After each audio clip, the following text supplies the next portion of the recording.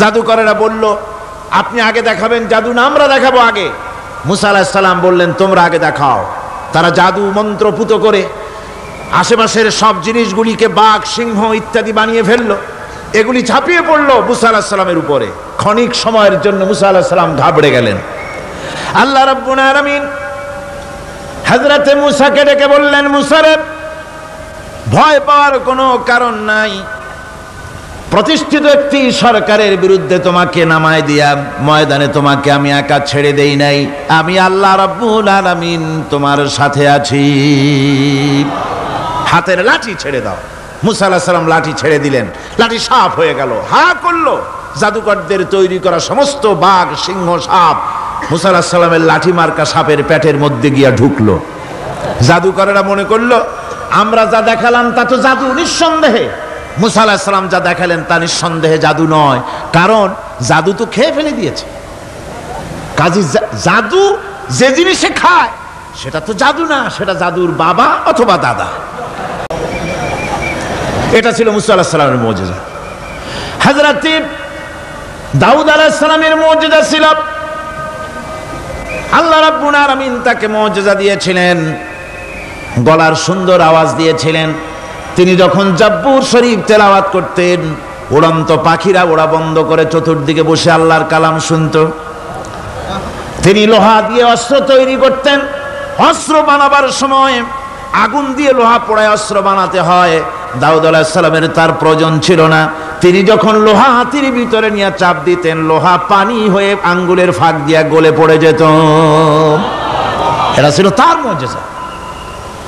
হযরত সুলাইমান, আল্লাহ রাব্বুল আলামিন তাকে মুজিজা দান করলেন। কোরআনে কারীমের ভিতরে রব্বুল আলামিন বলেন, হযরত সুলাইমান আলাইহিস সালাম সকাল বেলায় বিনা মেশিনে, বিনা ইঞ্জিনে তক্তার উপরে বসে যেতেন। তক্তা 1 মাসের পথ অতিক্রম করত। আবার সন্ধ্যা বেলায় বসতেন, এই তক্তা আর 1 মাসের পথ অতিক্রম করে যেত। ঈসা আলাইহিস সালামের মুজিজা ছিল, জন্মান্ধের চোখের উপরে হাত বুলিয়ে দিতেন, সঙ্গে সঙ্গে চোখ ভালো হয়ে যেত। কুষ্ঠব্যাধিগ্রস্ত লোকের গায়ে হাত বুলাতেন, সঙ্গে সঙ্গে কুষ্ঠব্যাধি ভালো হয়ে যেত। এই হলো তাদের মুজিজা। পয়গম্বরেরা বিদায় হয়ে গেলেন, মুজিজা বিদায় হয়ে গেল।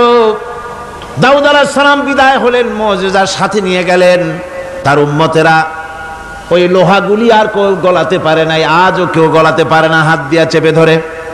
সুলাইমান আলাইহিস সালাম দুনিয়া থেকে বিদায় হয়ে গেছেন, মুজিজা নিয়ে কবরে চলে গেছেন।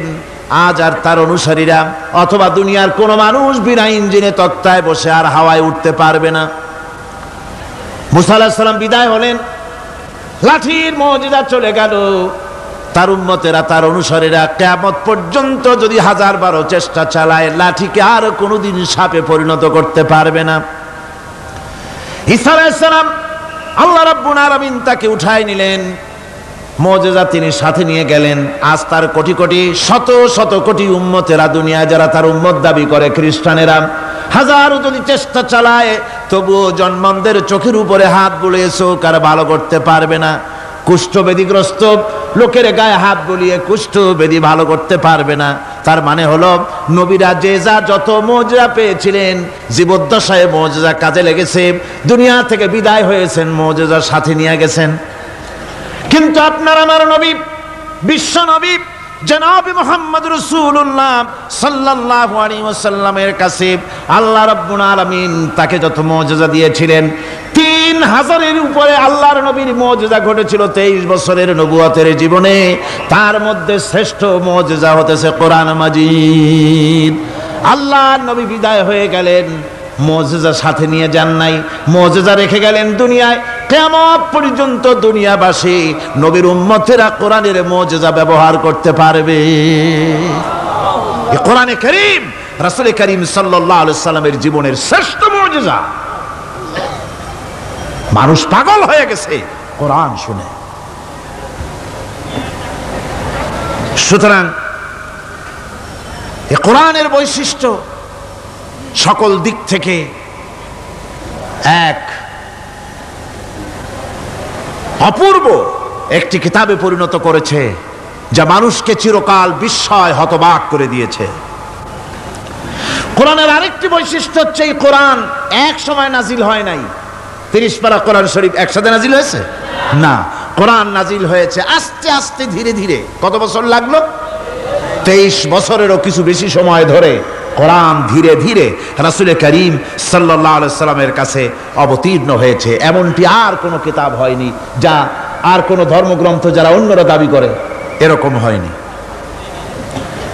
কোরআনে কারীমের আরেকটি বৈশিষ্ট্য হচ্ছে, যখন কাগজ ছিল না, ছাপাখানা ছিল না, এমনকি টেপ রেকর্ডার ছিল না, তখনকার নাজিলকৃত কিতাব যেভাবে নাজিল হয়েছিল সেইভাবে আজ পর্যন্ত অবিকল টিকে আছে, টিকে থাকবে ইলা ইয়াউমিল কিয়ামা।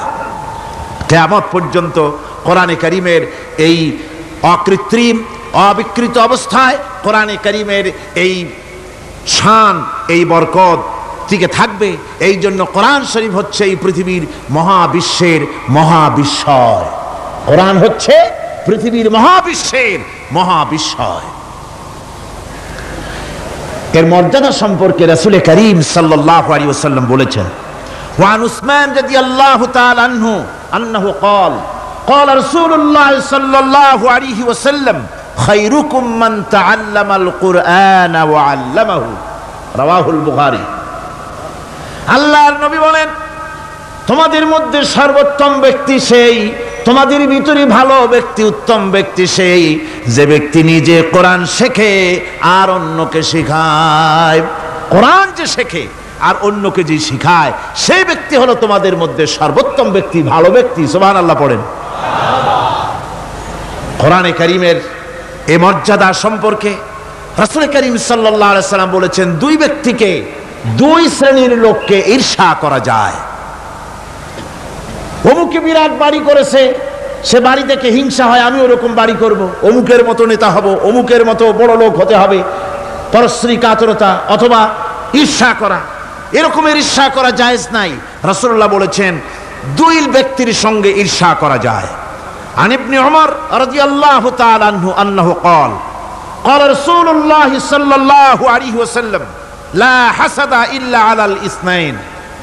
দুই ব্যক্তি ছাড়া অন্য কারো সাথে হিংসা করা যায় না, রিস্ক করা যায় না। কোন কোন ব্যক্তি? রাজুলুন আতাহুল্লাহুল কুরআন ফাহুয়া ইয়াকুমু বিহি আনা আল-লাইলি ওয়া আনা আন-নাহার। ওই ব্যক্তির সঙ্গে ঈর্ষা করা যায়, হিংসা করা যায় যে ব্যক্তিকে আল্লাহ পাক কোরআনের ইলম দান করেছেন, সে ব্যক্তি দিন রাত কোরআন তেলাওয়াত করে, কোরআনের উপরে আমল করে, কোরআনের উপরে থাকে, মানুষকে কোরআনের দাওয়াত দেয়। ওই লোকের সাথে ঈর্ষা করা দরকার যে তার মতো হতে চায়।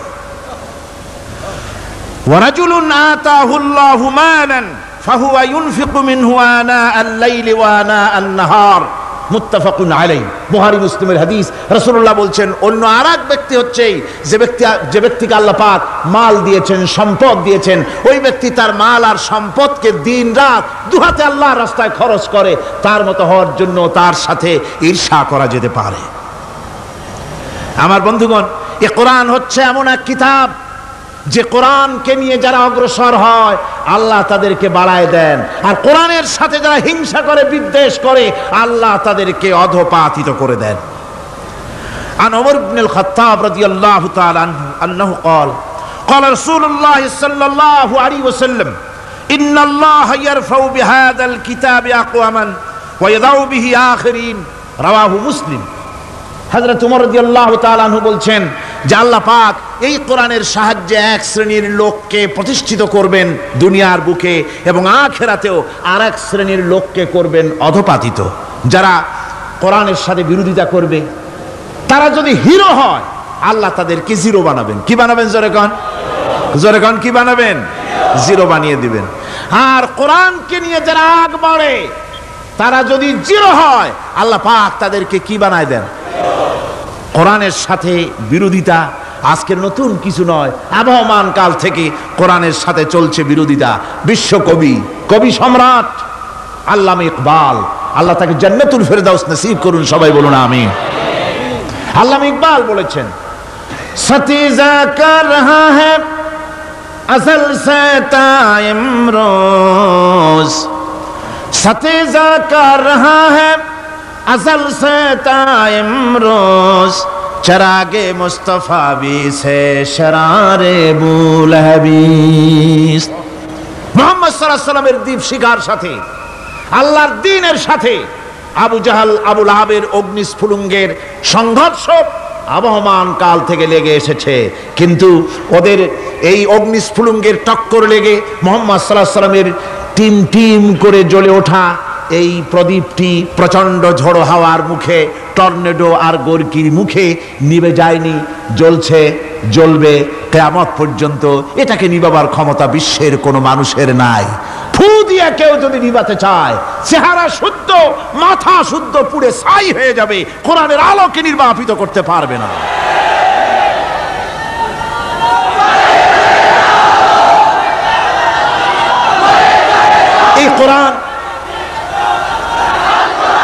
এই কোরআন যার সিনার ভিতরে থাকে, যার সিনার মধ্যে থাকে সে হয় সমৃদ্ধ, আর যার সিনার মধ্যে থাকে না সে হয় সবচাইতে ফকির আর এতিম।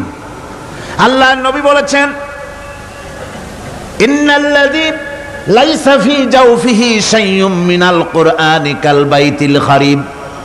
যেই দেহের ভিতরে কোরআন নাই, যেই দেহের ভিতরে, যেই সিনার ভিতরে কোরআন নাই, ওই মানুষটা হতেছে একটা সাড়া বাড়ির মতো, একটা উজাড় বাড়ির মতো, বিরান বাড়ির মতো। বিরান বাড়িতে কি থাকে? সাড়া বাড়িতে কি থাকে? কি কয়?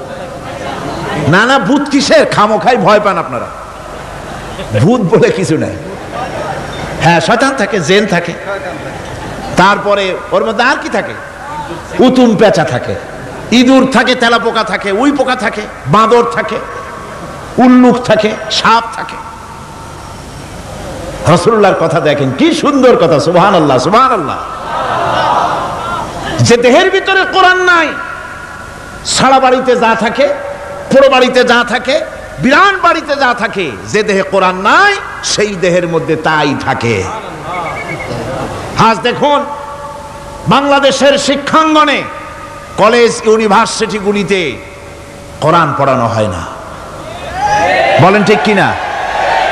আমাদের বিশ্ববিদ্যালয়গুলিতে কোরআন পড়ানো হয়, তাফসীর পড়ানো হয়, হাদিস পড়ানো হয়, হয় না। হাদিস কোরআন আল্লাহর কালাম পড়ানো হয় না বলে অবস্থা কি হয়েছে? হাদিস থেকে মিলায় নেন, ইন্নাল্লাযী লাইসা ফি জাওফিহি শাইউম মিনাল কুরআনি কাল বাইতিল খারিব। কোরআন নাই তো সারা বাড়ি, কোরআন নাই তো কি আছে? যে ঘরের মধ্যে মানুষ নাই, উল্লুক থাকে, ভাল্লুক থাকে, শয়তান থাকে, তেলাপোকা থাকে, সারপোকা থাকে, হিংস্র প্রাণী ভরপুর থাকে। যে শিক্ষা প্রতিষ্ঠানে কোরআন পড়ানো হয় না, সেখানেও সন্ত্রাসীরা বাস করতে পারে, ভালো মানুষ টিকতে পারে না।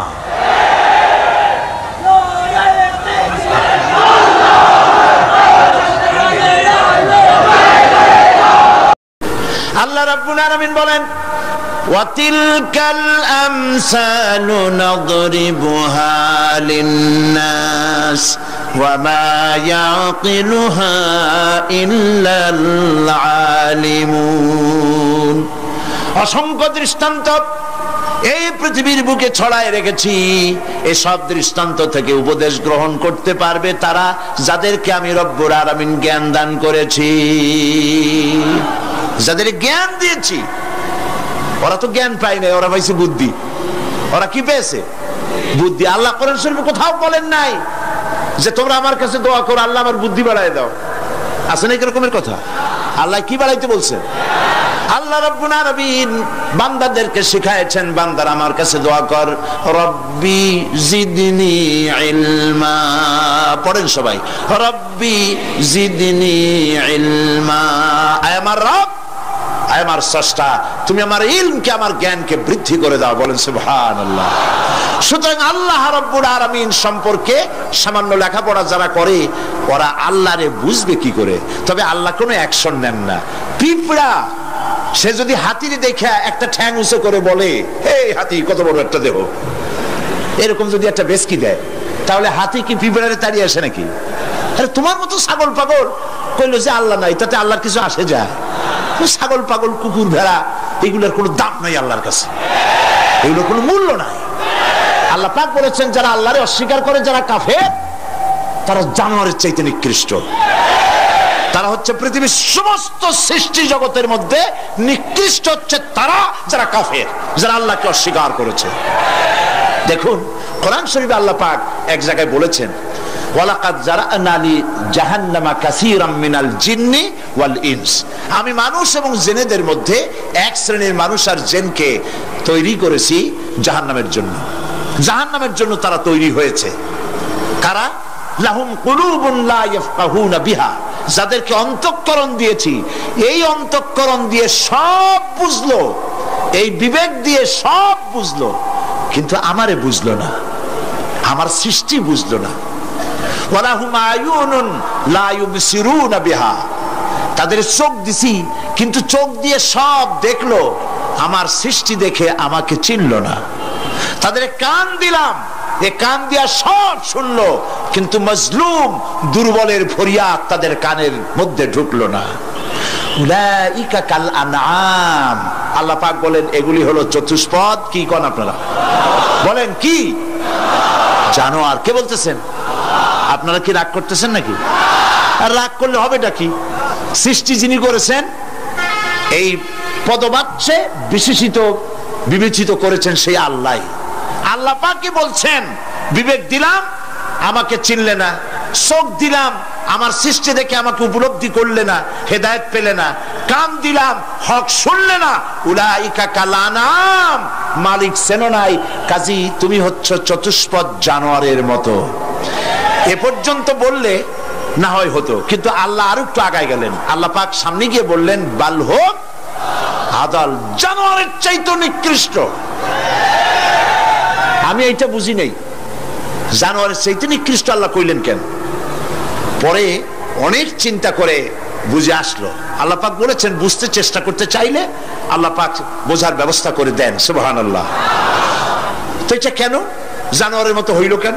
পরে চিন্তা করে দেখলাম যে বিষয়টা হচ্ছে মালিককে চেনা নিয়ে, আল্লাহকে চেনা নিয়ে।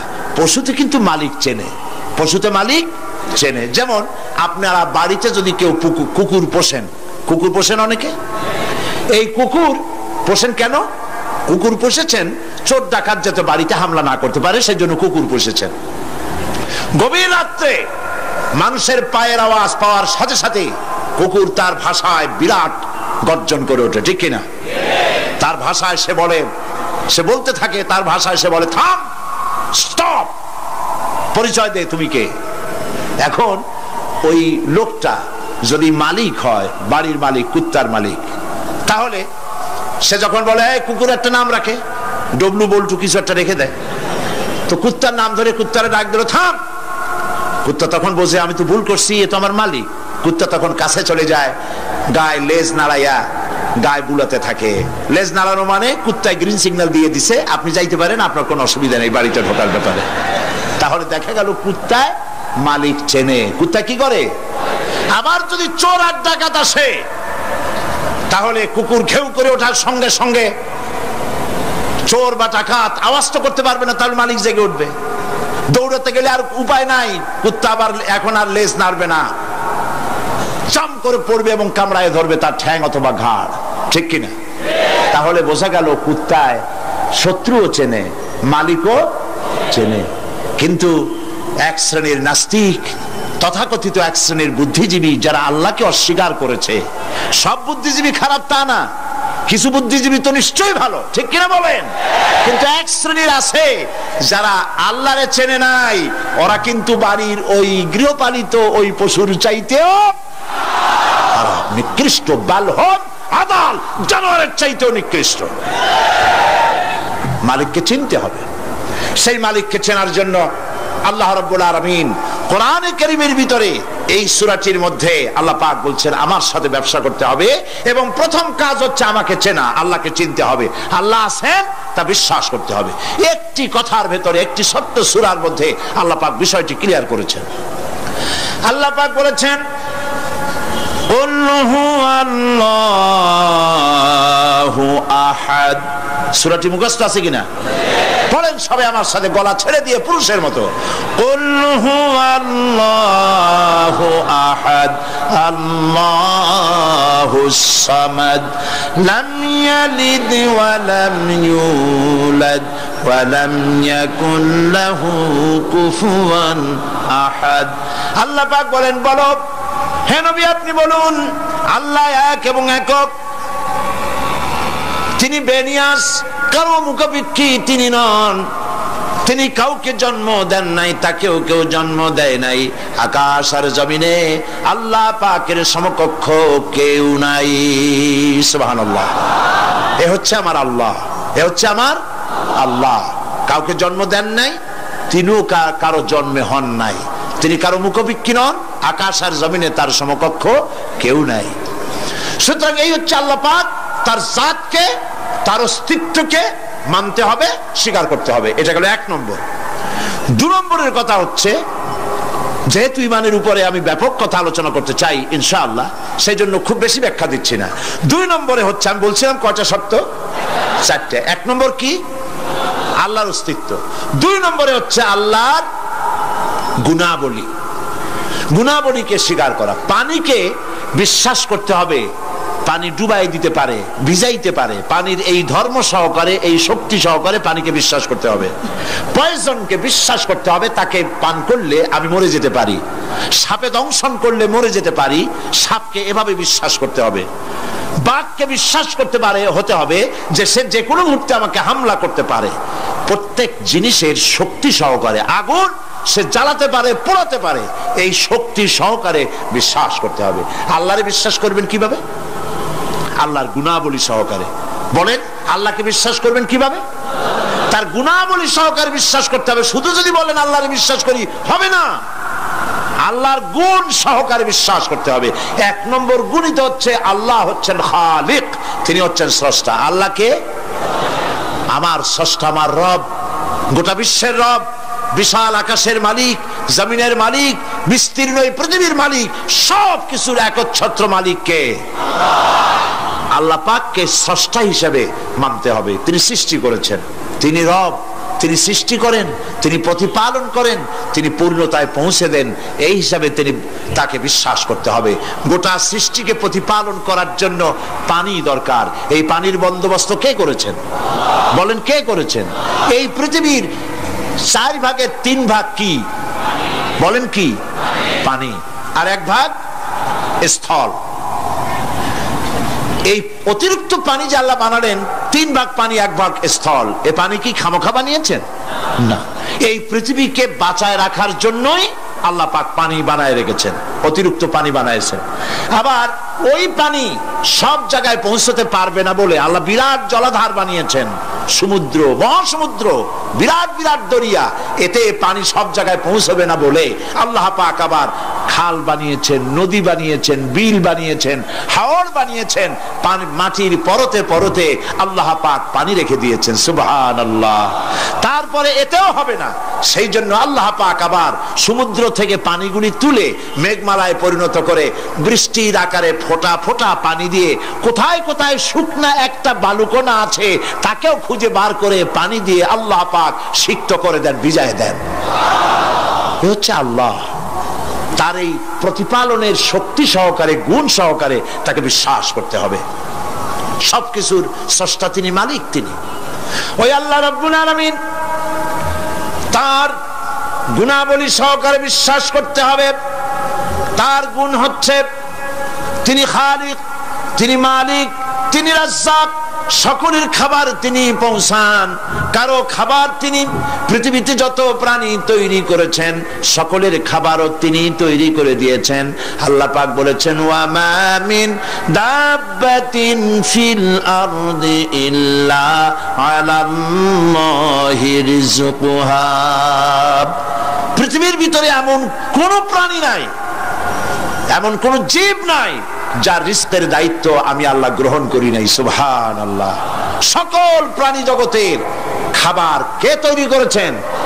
খাবার পৌঁছায়ছেন কে?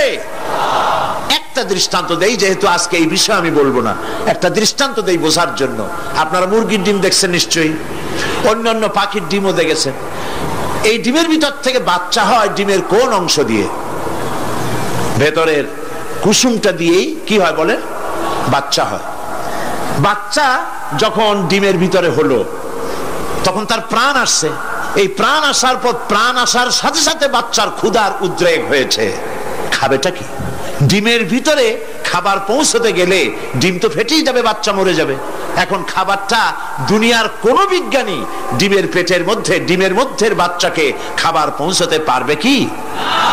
তাহলে ওই ডিমের মধ্যে বাচ্চাটাকে খাবার কে দেন? কিভাবে দেন দেখছেন আপনারা? কুসুমের বাইরে যে সাদা অংশটা থাকে এটা হচ্ছে প্রোটিন, এটা হচ্ছে খাদ্য। যতদিন এই বাচ্চাটা কুসুমের ভিতর থেকে বাচ্চায় পরিণত হয়ে যতদিন ডিমের মধ্যে থাকা লাগবে, 18 দিন বা 19 দিন যতদিন থাকা লাগবে, ততদিনের খাদ্য ওর চতুর্পাশে রেখে দেওয়া হয়েছে। সবটুকুন খেয়ে খেয়ে যেদিন তার সবটা সাদা অংশ খাওয়া হয়ে গেল, তখন ঠোঁট দিয়ে পাতলা পর্দাকে ফাটায় দিয়া পৃথিবীর মাঝে বেরিয়ে আসে। এই বাচ্চাটির খাবার কে দিয়েছে? আল্লাহ পাক। সমস্ত প্রাণীর খাদ্য তিনি পৌঁছে দিয়েছেন, কোন জিনিস তিনি বাকি রাখেন নাই। আল্লাহকে বিশ্বাস করতে হবে, তিনি রাজ্জাক, তিনি খালেক, তিনি রব, তিনি স্রষ্টা। এই আল্লাহ পাকের যে 99টি নাম আছে, সমস্ত নাম হচ্ছে গুণবাচক নাম। এই গুণবাচক নাম দিয়ে তার গুণ সহকারে তাকে বিশ্বাস করতে হবে। গেল 2 নম্বর। কয়টা বলেছিলাম শর্ত? 3 নম্বর হচ্ছে আল্লাহ পাকের ক্ষমতা। আল্লাহরে বিশ্বাস করবেন ক্ষমতা দিয়ে। কি দিয়ে বিশ্বাস করবেন? ক্ষমতা দিয়ে। কি ক্ষমতা? আল্লাহ রাব্বুল আলামিন তার ক্ষমতা হচ্ছে দিনকে রাত বানাতে পারেন, রাতকে দিন বানাতে পারেন, সাগরকে নগর বানাতে পারেন, নগরকে সাগর বানায় দিতে পারেন, পথের মানুষ ধরে, রাস্তার মানুষ ধরে প্রেসিডেন্ট বানায় দিতে পারেন, আবার প্রয়োজনে ফাঁসির মঞ্চে চড়াই দিতে পারেন। আল্লাহ রাব্বুল আলামিন জিন্দাকে মৃত্যু করেন, মৃত্যুকে জিন্দা করেন, সবকিছুর ক্ষমতা। ইন্নাল্লাহা আলা কুল্লি শাইইন কাদির। সমস্ত জিনিসের উপরে ক্ষমতা রাখেন কে? জোরে বলুন। সব জিনিসের উপরে প্রচন্ড ক্ষমতার মালিক। এই ক্ষমতা অ্যাপ্লাই করার জন্য আল্লাহ রাব্বুল আলামিনের কোনো বাটন টেপা লাগে না, সেনাবাহিনী ডাকার দরকার হয় না। শুধু বলেন 2টা অক্ষর। বলেন তো কি? মাশাআল্লাহ, আপনাদের ওয়াজ শুনাইয়া মজা আছে, কারণ আপনারা বোঝেন। শুধু 2টা অক্ষর, কোন হও, সাথে সাথে হয়ে যায়। এটার 2টা ব্যাখ্যা আছে। একটা হচ্ছে যেটা আল্লাহ পাক এখনই চান সেটা কোন বলার সাথে সাথে তখনই হয়, আবার যেটা এখন চান না কিছু পরে, সেটার জন্য কোন বলার সাথে সাথে সেটার হওয়ার প্রক্রিয়া শুরু হয়ে যায়। সুবহানাল্লাহ। দেখেন না, এই যে ভারতের আনজার, ভুজ, আহমেদাবাদ, এইখানে আল্লাহ অবিশ্বাসী লোক যারা, তারা বলে প্রকৃতির লীলা খেলা। তো প্রকৃতি এটা কি কোনো জানোয়ারের নাম যা আল্লাহর অবাধ্য? আল্লাহ যা বলে তা শোনে না, এক জায়গায় কাঁপাই দিয়ে সব ভেঙে চুরে শেষ করে দেয়, অথবা বন্যা হয়ে সব ডুবাই দেয়। প্রকৃতি কোনো জানোয়ারের নাম নয়। আল্লাহ পাক যখন যা ইচ্ছা করেন, ফাআলুল লিমা ইউরিদ, যা খুশি যা খুশি তাই করেন। আল্লাহর ইচ্ছে হয়েছে বলেছেন। সঙ্গে সঙ্গে এ পর্যন্ত খবর যা পাওয়া গেছে, মৃতের সংখ্যা 2 লাখের ওপরে। আল্লাহ পাক ইচ্ছা করলে সব জায়গায় এটা করে দিতে পারেন। আমি ভূমিকম্প কেমনে হয় আমি সেটা দেখেছি। আজ থেকে কয়েক বছর আগে ক্যালিফোর্নিয়া, আমেরিকার একটি স্টেট, লস অ্যাঞ্জেলেসে ভূমিকম্প হয়েছিল। ওই দেশে রাস্তা আছে 2 তলা, 3 তলা, 4 তলা, ফ্লাইওভার গুলি 3 তলা 4 তলা পর্যন্ত। এই দৃশ্যটা ওয়াশিংটনের নাসা, যেখানে মহাশূন্য গবেষণাগারের কয়েকটা অফিস আছে, তার একটি অফিস আছে ওয়াশিংটনে। সেইখানে আমাকে নেওয়া হলো এবং আমি দেখলাম বিরাট স্ক্রিন, সেই পর্দায় দেখানো হলো ভূমিকম্পের দৃশ্য। দরিয়ার ভিতরে পানি যেমন রোলিং হয়, তুফান হয়, এইভাবে করে যখন ভূমিকম্প শুরু হলো, তখন ক্যালিফোর্নিয়ার রাস্তাঘাট, মাটিগুলি, বিল্ডিংগুলি দেখতেছিলাম মাটির মধ্যে দরিয়ার মতো তুফান হচ্ছে এরকম করে। পাটিসাপটা পিঠা আপনারা দেখেছেন, বা ডিমের মামলেট দেখেছেন, এটা যেমন জড়ায়, দোতলা তিনতলা রাস্তাগুলি একটার পর একটা পেঁচাইয়া দুমড়ে মুচড়ে মুহূর্তের ভিতরে, 1 মিনিট তো নয়, কয়েক সেকেন্ডের ভিতরে সব শেষ হয়ে গেল, লন্ডভন্ড হয়ে গেল। এইখানে কোনোদিন মানুষের বসতি ছিল বলে তার কোনো প্রমাণ নাই। কিন্তু দুর্ভাগ্যজনক সত্য এই, মানুষ এগুলি চোখে দেখে তারপরেও বিশ্বাস করতে পারে না। কপাল পোড়া, এগুলো কি কপাল পোড়া, বিশ্বাস করতে পারে না। ক্ষমতায় যে যখন থাকে তখন চতুর্দিকে অন্ধকার দেখে, মনে করে যে এ ক্ষমতা আর আমার হাত থেকে যাবে না, যা খুশি তাই করব। কিন্তু তোমাকে নিয়ন্ত্রণ করার আরেকজন আছেন, আছেন কিনা? সেজন্য আল্লাহ পাক বলেছেন ওয়ামুদ্দুহুম ফি তুগয়ানিহিম ইয়ামাহুন, আমি যারা সীমা লঙ্ঘন করে আমি ঢিল দেই, একশোটে ধরি না, ঢিল দেই, দেখি কদ্দূর পারো। এই জন্য তো ফেরাউন বেঁচে ছিল 950 বছর। কোন কোন কিতাবে লেখা আছে 950 বছর হায়াত পেয়েছিল, জানি না কত বছর পাইছিল। 950 বছরের ভেতরে একদিন তার সর্দি হয় না। ও যেন বলতে না পারে যে যদি আমার অসুখ বিসুখ হইতো তাও তো আমি আল্লাহ তোমারে ডাকতাম। মানে মুনাফিক, কাফের, বেঈমান, অহংকারী, আল্লাহ সুযোগ দেন, পাপিষ্ঠকে সুযোগ দিয়ে দেন। এই কথা যেন বলতে না পারে যে আল্লাহ আর যদি 6টা মাস সময় পাইতাম তাহলে আমি ভালো হয়ে যেতাম। এরকমও সুযোগ দেওয়া হয় না। ঠিক আছে, করতে থাকো, দেখি কদ্দূর পারো। তারপরে যখন সীমা লঙ্ঘন করে করে একদম প্রান্তে এসে যায়, তখন দড়ির অপর প্রান্ত কার কাছে?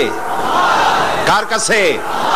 ঘুড়ি যত উপরেই ওড়ে, ঘুড়ির লাটায় ওর পেছনে একটা সুতা আছে, সেই সুতাটা আরেকজনের হাতে, ঠিক না?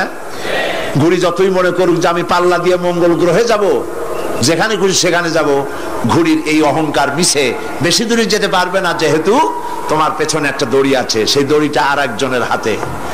এই দড়িতে যখন টান দেওয়া হবে, কাছে ফিরে আসতে হবে, যেখান থেকে উৎপত্তি সেখানেই ফিরে আসতে হবে। সুতরাং আল্লাহ পাকের এই প্রচন্ড ক্ষমতাকে বিশ্বাস করতে হবে যে তিনি বিরাট ক্ষমতার মালিক। ফকিরকে আমির বানান, আমিরকে ফকির বানান, আবার প্রয়োজনে ইচ্ছে করলে পথের লোক ধরে, কেউ চেনে না কেউ শোনে না, আল্লাহ পাক ধরে নিয়ে বাদশা বানান, আবার যখন আল্লাহ নারাজ হন তখন ফাঁসিতে ঝুলায় দেন। পারেন কিনা? পারেন কিনা? প্রচন্ড ক্ষমতার মালিক তিনি।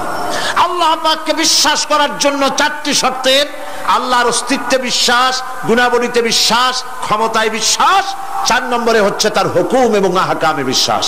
আল্লাহ পাক যে সব আদেশ করেছেন, নিষেধ করেছেন, সেগুলি মানতে হবে। আল্লাহ যা হুকুম করেছেন তা মানতে হবে, যা নিষেধ করেছেন তার থেকে ফিরতে হবে।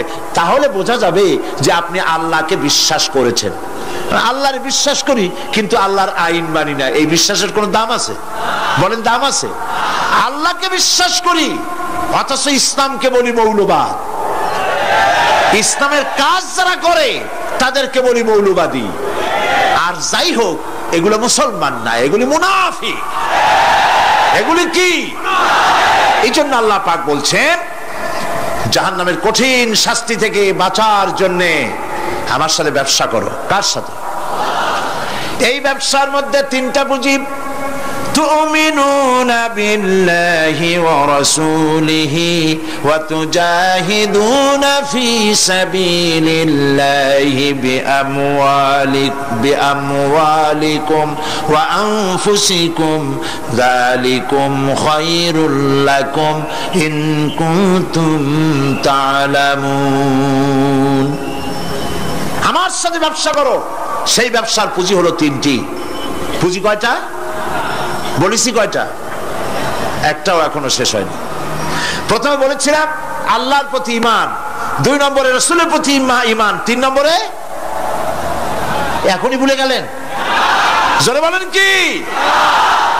এখন আল্লাহর প্রতি ঈমান আনলে পরে উপকার কি কি উপকার হয় সেটা শোনার দরকার কিনা? ফায়দা ছাড়া তো মানুষ কাজ করে না, ফায়দা হইতে হবে, লাভ হইতে হবে। ঈমান, আল্লাহর প্রতি ঈমান আনলে অনেক লাভ।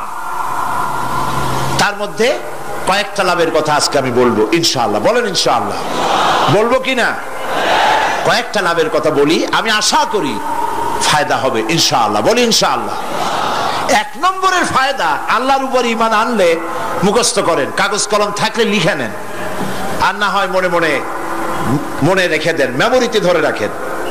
আল্লাহর উপরে ঈমান আনার এক নম্বরের লাভ হচ্ছে আত্মমর্যাদার সৃষ্টি হয়।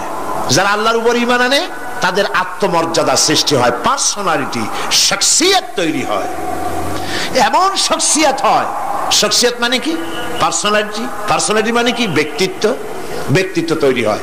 সে কোনো পাগল শ্রেণীর লোক হয় না, তার চলায়, তার বলায়, তার ওঠায় ব্যক্তিত্বের ছাপ ফুটে ওঠে। এই ব্যক্তিত্বের পরিস্ফুটনের কথা বিশ্বকবি বলেছেন। কে বিশ্বকবি? আল্লামা ইকবাল রহমতুল্লাহ আলাইহি। আল্লামা ইকবাল রহমতুল্লাহ আলাইহি তিনি বলছেন, খুদি কো কর ইতনা বুলন্দ, খুদি কো কর इतना बुलंद कि हर तकदीर लिखने के पहले खुदा पूछे बंदे को बता तेरी रजा क्या है। নিজের ব্যক্তিত্বের পরিস্ফুটন এভাবে গড়ে তোলো, পার্সোনালিটি, শখসিয়ত এভাবে তৈরি করো যাতে আল্লাহ পাক তোমার তকদির লেখার সময় তোমারে জিজ্ঞেস করে, বান্দা তুই বল তোর তকদিরটা আমি কিভাবে লিখবো। সুবহানাল্লাহ বলেন। এটাই হচ্ছে ঈমানের প্রথম কথা। ঈমান জানে তার মধ্যে মর্যাদার সৃষ্টি হয়, সে কোনো কিছুকে ভয় পায় না, আত্মমর্যাদা আসে। কারণ ঈমান আনার আগে, খুব খেয়াল করুন, ঈমান আনার আগ পর্যন্ত সে ভয় করত সাপকে, তাই সাপকে পূজা করত। সে ভয় পেত পাথরকে, তাই পাথর পূজা করত। সে ভয় পেত সূর্যকে, তাই সূর্যকে পূজা করত। সে ভয় পেত পানিকে, তাই পানি পূজা করত। ভয় পেত আগুনকে, তাই আগুনকে পূজা করত। ভয় পেত বিরাট গাছ, ওইটারই পূজা করত। যেটা বড় ওইটারই পূজা করত। কিন্তু ওর জানা নাই এর থেকে বড় এগুলি সৃষ্টি, এর থেকে যিনি সৃষ্টি করেছেন, সৃষ্টির শক্তি বেশি না স্রষ্টার শক্তি বেশি? তো পাগলের মতো এগুলোর সামনে মাথা নত করো কেন? এই জন্যে ঈমান আনার আগে তার মধ্যে ব্যক্তিত্ব ছিল না। যেখানে যা দেখেছে মাথা নত করেছে, পূজা করেছে, অর্চনা করেছে। কিন্তু কোরআন তাকে শোনায়েছে, ইন্নাল্লাযীনা তাদউনা মিন দুনিল্লাহি ইবাদুন আমসালুকুম। আল্লাহ পাক বলেন, আমাকে বাদ দিয়ে এরা যেই সব জিনিসের পূজা করে, মাথা নত করে এবং ওদের কাছে শক্তি আছে বলে মনে করে, তোমাদের জেনে রাখা উচিত ওরা তোমার মতো আমার গোলাম।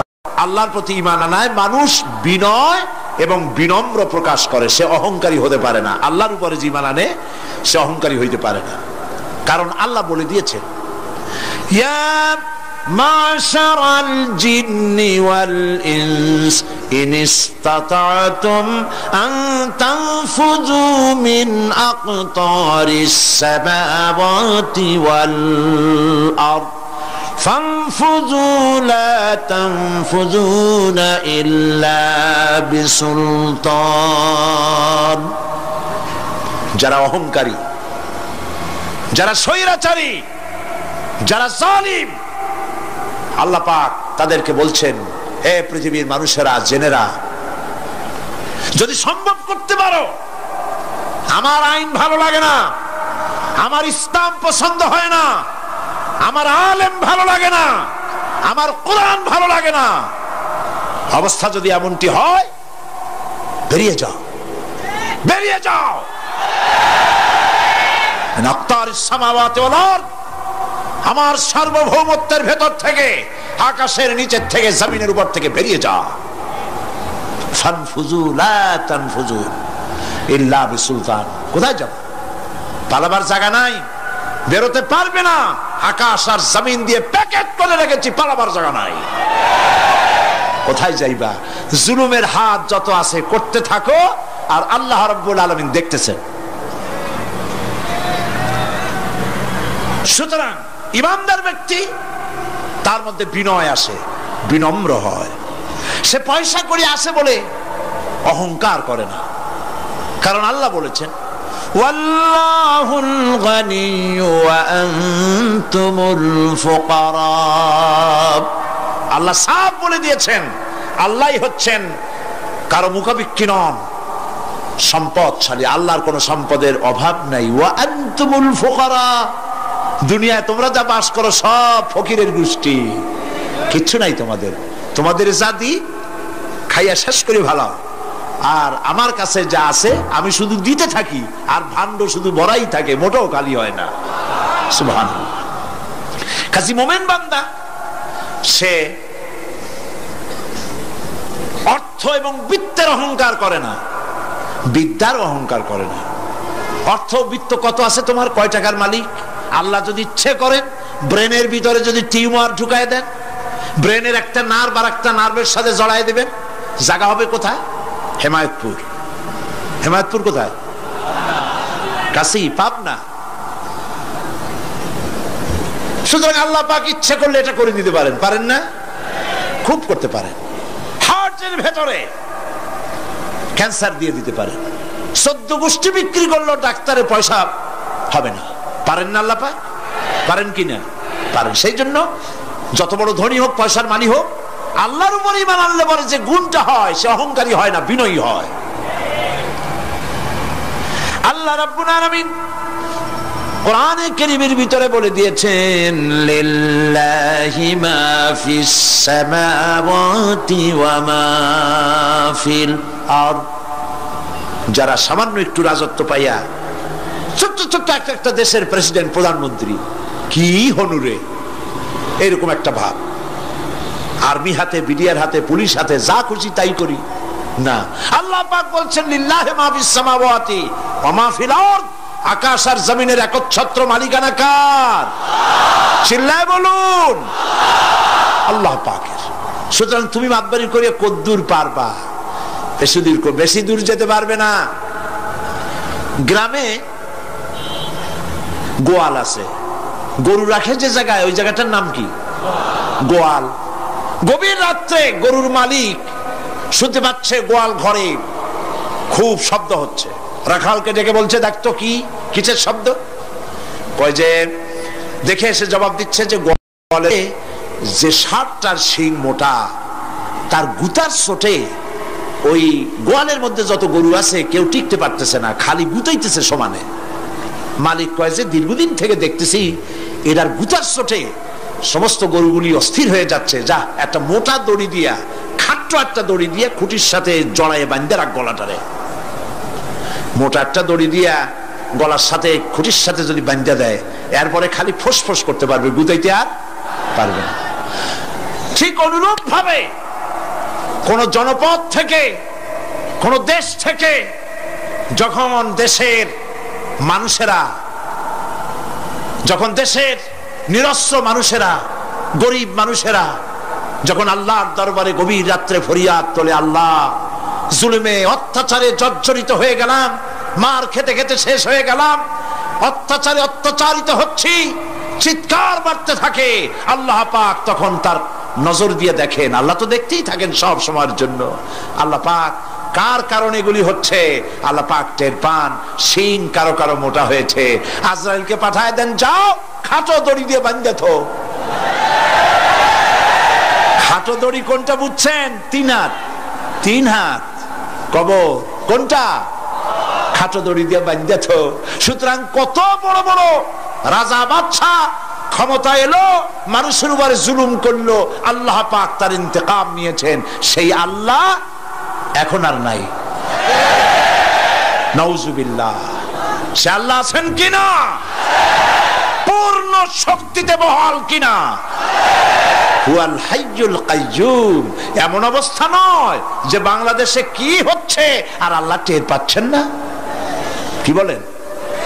আল্লাহ রাব্বুল আলামিন বলেন, লা তাখুযুহু সিনাতুন ওয়ালা নাওম। ঘুম নাই, তন্দ্রা নাই। কার? ঘুমানো না, তন্দ্রাও যান না। তন্দ্রা কারে কয়? জি, ঝিমটি, জিমানি, যাই বলেন আপনারা বুঝে নিয়ে। ওই যে বসে বসে এরকম করে, আল্লাহ ওরকমও করেন না। ঘুমো নাই, তন্দ্রাও নাই। হযরত মুসা আলাইহিস সালাম বলছিলেন যে আল্লাহ তুমি নাকি ঘুমাও না। মুসা আলাইহিস সালাম তো খুব আদরের নবী, আল্লাহ পাকের খুব আদরের নবী, দারুণ আদর। আল্লাহ পাক বলছেন মুসা আমি তোমারে আমার জন্য বানাইছি। সুবহানাল্লাহ। কোরআন শরীফে আছে আল্লাহ পাক বলছেন মুসা আমি তোমারে আমার জন্য বানাইছি। তোমাকে যখন তোমার মা দরিয়ায় ভাসায় দিয়েছিল আমি তোমার বাক্সর দিকে তাকাইছিলাম। সুবহানাল্লাহ। আল্লাহ যদি বলেন আমি তাকাইছিলাম, সুবহানাল্লাহ। তোমারে আমার জন্য বানাইছি। সুতরাং হযরত মূসা আলাইহিস সালাম তিনি বলছেন আল্লাহ পাককে খুব আদরের নবী তো, আল্লাহ তুমি নাকি ঘুমাও না? আল্লাহ কয় তুমি বিশ্বাস করো না? হযরত মূসা আলাইহিস সালাম বললেন আল্লাহ অবশ্যই বিশ্বাস করি, তবে বুঝি না বিষয়টা কি, বুঝি না কেমনে না ঘুমাই পারে, বুঝি না। আল্লাহ আচ্ছা ঠিক আছে, তুমি যখন বিশ্বাস করছো তখন আর অসুবিধা নেই, বিশ্বাস না করলে মুসিবত ছিল। পয়গম্বর মানুষ তাকে তো বলতেই হবে বিশ্বাস করি, তবে বুঝি না। আল্লাহ কয় ঠিক আছে বিশ্বাস যখন করো আমি বুঝাই দেবো, নিয়ে আসো এক গ্লাস পানি। এক গ্লাস পানি নিয়ে আসলে দাঁড়ায় থাকো। মূসা আলাইহিস সালামকে আল্লাহ বললেন পানি নিয়ে দাঁড়ায় থাকো, আর ঘুমের আল্লাহ করলেন মূসারে ধর। মূসা আলাইহিস সালামের ঘুম এসে গেল। ঘুমের আমেজে হাতটা শিথিল হয়ে গ্লাসটা পড়ে ভেঙে চুরমার হয়ে গেল। হযরতে মূসা আলাইহিস সালাম ভয় পেয়ে গেলেন। আল্লাহ পাক শোনায় দিলেন ভয়ের কোনো কারণ নাই, একটা পরীক্ষার জন্যই দিলাম, তোমার বোঝার জন্যই দিলাম। তুমি যেমন এক গ্লাস পানি নিয়ে একটা গ্লাস নিয়ে এক মুহূর্ত দাঁড়াতে পারলে না, ঘুম আসলো আর হাত থেকে পড়ে গ্লাসটা ভেঙে গেল। মুসারে তুমি বুঝে নাও, তুমি জেনে রাখো তাম সৃষ্টি জগৎ তোমার আল্লাহ আল্লাহ রব্বুল আলামিনের হাতের মুঠার মধ্যে রয়েছে। আল্লাহ রব্বুল আলামিন যদি ঘুমায় যান এই পৃথিবীর আকাশ এবং জমিনের সব ট্রাফিক কন্ট্রোল আল্লাহ পাক নিজেই করেন। যদি তিনি ঘুমায় যান সব শেষ হয়ে যান। বাংলাদেশে কি হচ্ছে, পৃথিবীর কোথায় কি হচ্ছে তা আল্লাহ দেখছেন না? চিল্লায় বলো দেখছেন না? সে আল্লাহ রাব্বুল আলামিন তিনি পরিষ্কার করে বলছেন যারা নাকি মুমিন বান্দা তারা অহংকারী হয় না, ক্ষমতায় থাকুক ক্ষমতায় না থাকুক কোন অবস্থাতেই অহংকারী হতে পারে না। আল্লাহ পাক শোনায় দিয়েছেন যারা অহংকার করে তাদেরকে পরিষ্কার করে বলেছেন ওয়ালা তামশি ফিল আরদি মারহান ইন্নাকা লান তাখরিকাল আরদা ওয়া লান তাবলুগাল জিবালা তুলা ওয়ালা তামশি ফিল আরদি মারহান। খবরদার আমার জমিনের উপরে অহংকারের পথে বড় হেঁটো না। দেখছেন না কত আছে অহংকার করে হাঁটে, জমিনের উপরে জুতা পাই দিয়ে মচ মচ করে হাঁটতে থাকে। ওয়ালা তামশি ফিল আরদি মারহা ইন্নাকা লান তাখরিকাল আরদা। তুমি কি তোমার পদাঘাত দিয়ে আমার জমিনটারে ভাটায় দিতে পারবা? বলেন পারবে? যদি শক্তি থাকে দাও লাথি, তোমার ঠ্যাং ভাঙবে, মাটির কিচ্ছু। ওয়ালান তাখরিকাল আরদা মা, তুমি আমার এই জমিনটাকে ধসাই দিতে পারবে না। আর ওয়ালান তাবলুগাল জিবালা তুলা, আর পাহাড়ের উচ্চতা লাফ দিয়ে তুমি ছাড়াই যেতে পারবে না। আমার জমিনও ফাটাইতে পারবে না লাথি দিয়া, লাফ দিয়া পাহাড়ের উচ্চতাও ছাড়াইতে পারবে না। তো এত লাফাও কেন? বলবেন কম লাফাও, শক্তি কম দেখাও। আল্লাহ রাব্বুল আলামিন আবার বলেন ওয়াইবাদুর রাহমানিল্লাযীনা ইয়ামশুনা আলাল আরদি হাওনা। আল্লাহর বান্দা যারা, সত্যিকারের বান্দা যারা, তারা দুনিয়ার বুকে বিনয়ের সাথে হাঁটে, মাথা নিচু করে বিনয়ের সাথে হাঁটে। সুবহানাল্লাহ বিহামদিহি। তুই আল্লাহর প্রতি ঈমানের সবথেকে বড় লাভ হচ্ছে আত্মমর্যাদা সম্পন্ন বানায়।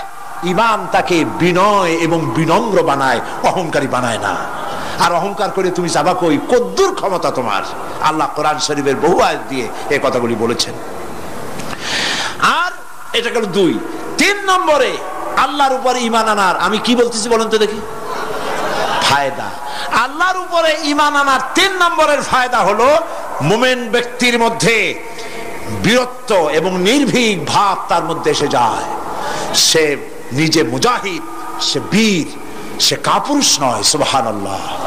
আল্লাহর উপর ঈমানের কারণে বীরত্ব এবং নির্ভীকতার প্রশিক্ষণ তার মধ্যে তৈরি হয়ে যায়। কারণ মানুষের সবচেয়ে বড় ভয় হলো মৌতের। বলেন তো দেখি, বড় ভয় কিসের? বলেন সবাই। আর যারা বললেন না তারা, তাদের মৌতের কোনো ভয় নেই। মৌতের ভয় আছে কিনা? আছে। কিন্তু ভয় করে যাবেন কই? ভয় তো সেইটারে করা যায় যেটাকে ভয় করে এড়ানো যায়। এখন মৃত্যুকে ভয় করে আপনি কি এড়াইতে পারবেন? পারবেন? আল্লাহ পাক বলছেন মুমিন নির্ভীক হবে, বীরত্বে পরিপূর্ণ হবে, কাপুরুষ হবে না, মৌতের ভয়তে পালায়ে বেড়াবে না। আল্লাহ পাক বলছেন কুল ইন্নাল মাউতাল্লাযীনা তাফিরুনা মিনহু ফাইন্নাহু মুলাকীকুম। মরণ থেকে পালাও তুমি, মরণ তোমায় লইবে ঘিরি, যদিও সুদূর আকাশ পানে, লুকাও সেথায় লাগিয়ে সিঁড়ি। এ মহারোগের চিকিৎসক নাই, নাই সে ঔষধ জগতে, খুঁজিয়া কাতর হইলে কি হবে, পারিবে না তারে ফিরাতে। মৃত্যু যখন তোমার এসে যাবে, তোমাকে মৌতের হাত থেকে কেউ রেহাই দিতে পারবে না। মৃত্যু তোমার হবেই। সুতরাং মৌত যখন হবে তখন তাকে ভয় করে তো কোনো লাভ নাই। আর মৃত্যু কোথায় হবে, কখন হবে, আমরা কেউ জানি না। জানেন? ওমা তাদরি নাফসুম বিআইয়ি আরদিন তামুত। কোন মাঠে, কোন ময়দানে কখন মৌত হবে কারো জানা নাই। এই গত নভেম্বর মাসের শেষ দিকে আমি লন্ডন সফর করেছিলাম। এক ভাইয়ের কাছে শুনলাম, আমি অবাক হয়ে গেলাম। তিনি পত্রিকায় দেখে আমাকে বলেছেন, এক লোক 8 তলা থেকে 8 তলা বিল্ডিং এর ছাদের উপর পড়ে গেছে। 8 তলা বিল্ডিং এর ছাদের উপর থেকে পড়িয়া তার কিছু হয় নাই, হাত পাও ভাঙে নাই, মরেও নাই, খালি কিছু চামড়া টামড়া ছিঁড়ে গেছে। তাড়াতাড়ি অ্যাম্বুলেন্স আসছে, অ্যাম্বুলেন্সে তাকে নিয়ে গেছে, হসপিটালে নিয়ে যাবে চামড়াগুলো সেলাই করে দেওয়ার জন্য। অ্যাম্বুলেন্সে উঠাইয়া তাড়াতাড়ি অ্যাম্বুলেন্স আসছে। দরজা যেভাবে লাগাইছে দরজাটা ভালোভাবে লাগে নাই। দেখেন নাই মাইক্রোবাসে বা অ্যাম্বুলেন্সে অনেক সময় দরজা এরকম মারে, মারার পরে অনেক সময় লাগে না, যার জন্য ড্রাইভার বলে যে দরজাটা ভালো করে লাগায় নাই। ঠিক না? দরজাটা ভালো করে লাগে নাই। সামনে চলতে গিয়ে এই গাড়িটার ব্রেক কষতে হয়েছে ড্রাইভারের কোনো কারণে। যেই না ব্রেক কষেছে আর অমনি দরজা যেটা লাগছিল না ভালো করে, দরজাটা খুলে গেল। আর রুগীটা 8 তলা কাছে পড়ছিল, ওইটা ছিল পাশে, সে ছিটকে গিয়ে রাস্তায় পড়লো। আর একটা বাস সামনের থেকে এসে মাটিতে তাকে চ্যাপ্টা করে দিয়ে চলে গেল। শুনিয়া আমার মুখ থেকে বেরিয়ে গেল আল্লাহু আকবার। বলেন আল্লাহু আকবার। কি আল্লাহ পাকের কি প্রচন্ড ক্ষমতা, কি ইচ্ছা তার। মৃত্যুর জন্য সময়ও লাগবে, জায়গাও লাগবে, দুটো জিনিস এক হতে হবে। আল্লাহর যাকে যে মৃত্যু দিবেন, মৃত্যুর জন্য সময় এবং জায়গা দুটোর কম্বিনেশন হতে হবে। 8 তলা থেকে পড়বে ঠিক, কিন্তু মরবে না। আজরাইল অপেক্ষা করতেছে রাস্তায়, বাস আসবে যখন। 8 তলা থেকে পড়লো, অবিশ্বাস্য ভাবে লোকটা বেঁচে গেল। আর হসপিটালে তার যাওয়া হলো না, গাড়ির দরজা খুললো, রাস্তা দিয়ে পড়লো, আজরাইল দ্রুত তার কাম সেরে চলে গেল। সুতরাং মুমিন ব্যক্তি আল্লাহর উপর ঈমান আনার কারণে দুর্জয় মনোবল সৃষ্টি হয়। কাপুরুষ জীবনে কয়েকবার মরে। সাইকেলের টায়ার বাস্ট হয়েছে শুনে বেহুশ হয়, তারপরে ট্রাকের টায়ার বাস্ট হয়েছে শুনলে কানের তারা ফেটে যায়, বোম বাস্ট হয়েছে আওয়াজ শুনে হার্ট ফেল করে, পাতিশিয়ালের ডাক শুনলে কোনো হুশই থাকে না। এই হচ্ছে কাপুরুষদের কাজ। আর ইমানদার ব্যক্তি এগুলি পরোয়া করে না। তার জানা আছে যে আমার নির্ধারিত সময়ের 1 মুহূর্ত আগে আমার মৌত হবে না। তো মৌত যখন আমার জন্য অবধারিত, দুনিয়ায় আসছি যখন, মৌত যখন হবেই, সেই মৌত বিড়ালের মতো হোক তা কি চান? পাতিশিয়ালের মতো হোক তা কি চান? আমি তো বলি যে বিড়ালের মতো 500 বছর বেঁচে থাকার কোনো লাভ নাই। সিংহের মতো 5 মিনিট বাঁচুন, মির্জাফরের মতো 50 বছর বেঁচে থাকায় লাভ নাই, খালিদ বিন ওলীদের মতো, সিরাজউদ্দৌলার মতো বেঁচে থাকুন।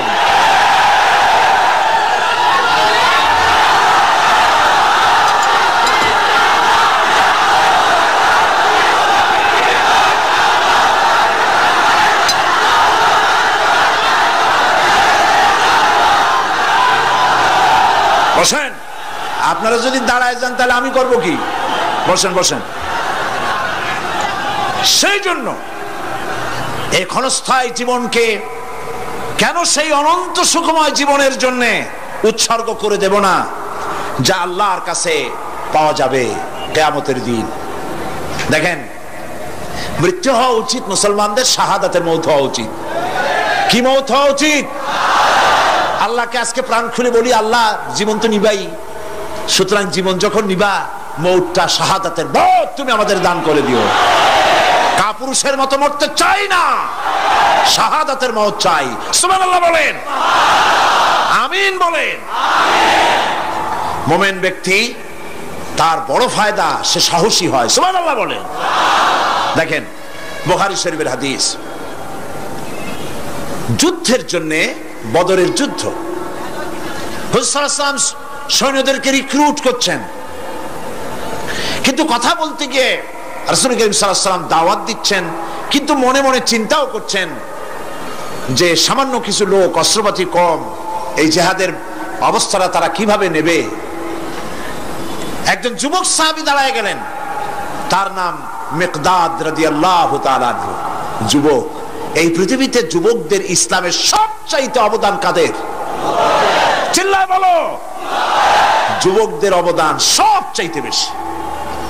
হযরত মিকদাদ রাদিয়াল্লাহু তাআলা আনহু তিনি দাঁড়ায় গেলেন, তিনি বললেন, ইমদি বিনা ইয়া রাসূলুল্লাহ হাইসুমা তাশা।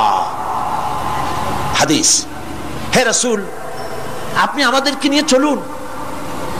কত সৈন্য তারা আসতেছে, কত অস্ত্র নিয়ে আসতেছে, এটা আমাদের ভাববার বিষয় নয়। আপনি আমাদের নিয়ে চলুন, হাইসুমা তাশা আয় হাইসুমা আমারাকাল্লাহ।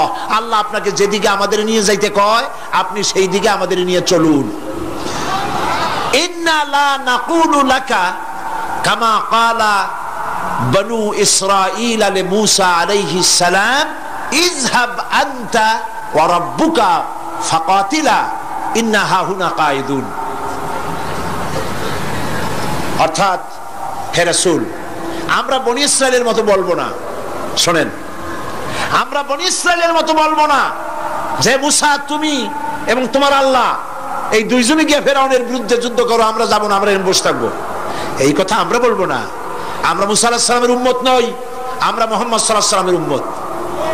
বরং আমরা বলবো, বাল ইযহাব আনতা ওয়া রাব্বুকা ফাকাতিলা ইন্না মাকুমা মুকাতিলুন। বরং আমরা বলবো, আপনি চলুন,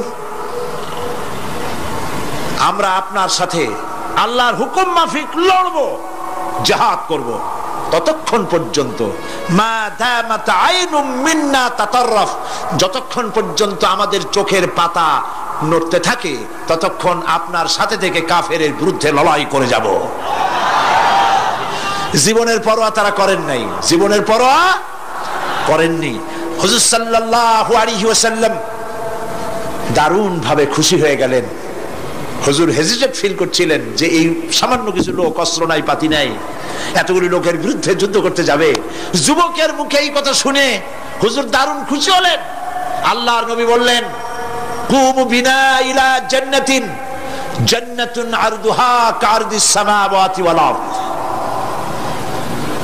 ও সাহাবীরা, তোমাদের মনোভাব যখন এই, তোমাদের মানসিকতা যখন এই, চলো আমার সাথে বেহেশতের দিকে, সেই জান্নাতের দিকে যেই জান্নাত আল্লাহর আকাশ আর জমিনের চাইতে অনেক প্রশস্ত।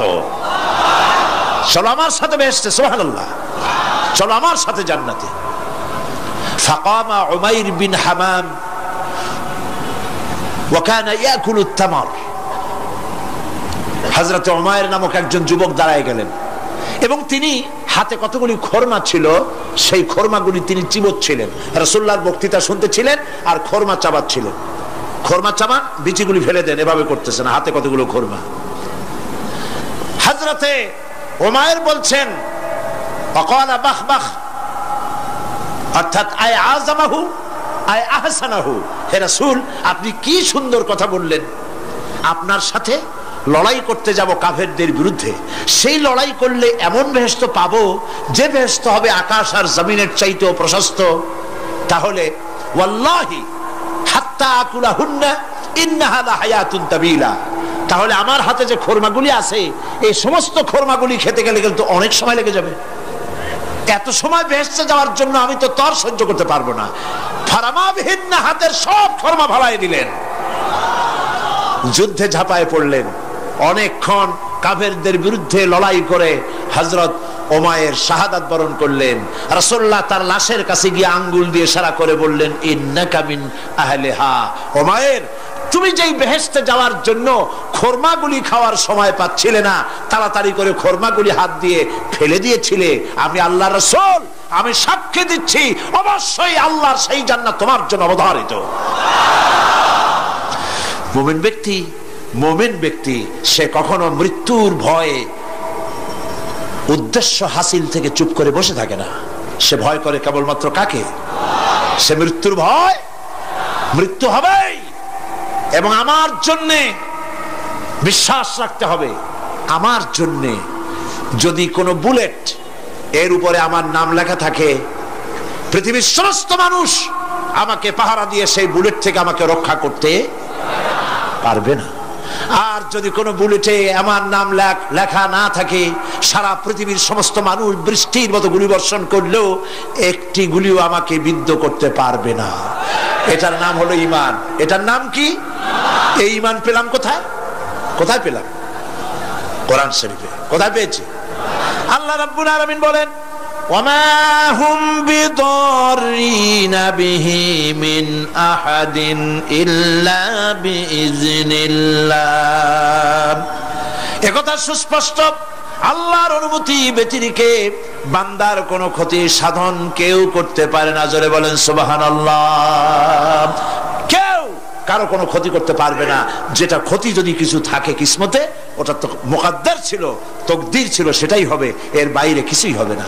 সুতরাং মুমিন ব্যক্তি সে সাহসী হবে, সে কখনো চিন্তা করবে না মৃত্যুর ভয়ের। উদ্দেশ্য হাসিলের জন্য হয় শরীরের পতন, না হয় মন্ত্রের সাধন, ডু অর ডাই, সে আল্লাহর জন্য তার জীবন দিতে প্রস্তুত থাকবে। কারণ আল্লাহ রাব্বুল আলামিন বলেছেন, ইন্নাল্লাহা আশতারা মিনাল মুমিনিনা আনফুসাহুম ওয়া আমওয়ালাহুম বিআন্না লাহুমুল জান্নাহ। আল্লাহ পাক বলেন, আমি আমার মুমিনের জান আর মালকে আমি খরিদ করে নিয়েছি, বিনিময়ে আমার বান্দাকে আমার জান্নাত দান করে দিয়েছি। জোরে কোন সুবহানাল্লাহ। মুমিনের জান আর মালকে নিয়েছেন, বিনিময় কি দিবেন? জান্নাত দান করে দিবেন। এটা হলো মুমিনদের আল্লাহর প্রতি ঈমান আনার জন্য 3 নম্বরের কোয়ালিটি। 4th নম্বরে আল্লাহর উপর ঈমান আনলে 4 নম্বরের যে ফায়দাটা, সে ফায়দা হচ্ছে আশাবাদ এবং মানসিক প্রশান্তি। আল্লাহর প্রতি একটা নির্ভরতা এবং আশার সৃষ্টি হয়ে যায়, সে কখনো নিরাশ হয় না। কারণ একটা মানুষ পাপ করলো, চুরি করেছে, ডাকাতি করেছে, জেনা করেছে, হত্যা করেছে, শয়তানি করেছে, বদমাশি করেছে, সব করেছে, এখন শয়তান তাকে ওয়াসওয়াসা দিতে পারে। সেই জন্য আল্লাহ রাব্বুল আলামিন বলেছেন, লা তাকনাতু মির রাহমাতিল্লাহ, বান্দারে আমার রহমত থেকে নিরাশ হয়ে যেও না। আল্লাহর রহমত, বান্দা তোমার গুনাহ কতটুকু? তোমার গুনাহ যদি হয় পাহাড় সমান, আমার রহমত আকাশ সমান। তোমার গুনাহ যদি হয়ে যায় আকাশ সমান, তাহলে আমার রহমত তো আমার আরশে আজিমকে ছাড়ায় গেছে। সুবহানাল্লাহ, সুবহানাল্লাহ বলুন। সুতরাং মুমিন বান্দার এই আশা থাকে। গুনাহ মানুষে করেই, গুনাহ করা স্বাভাবিক।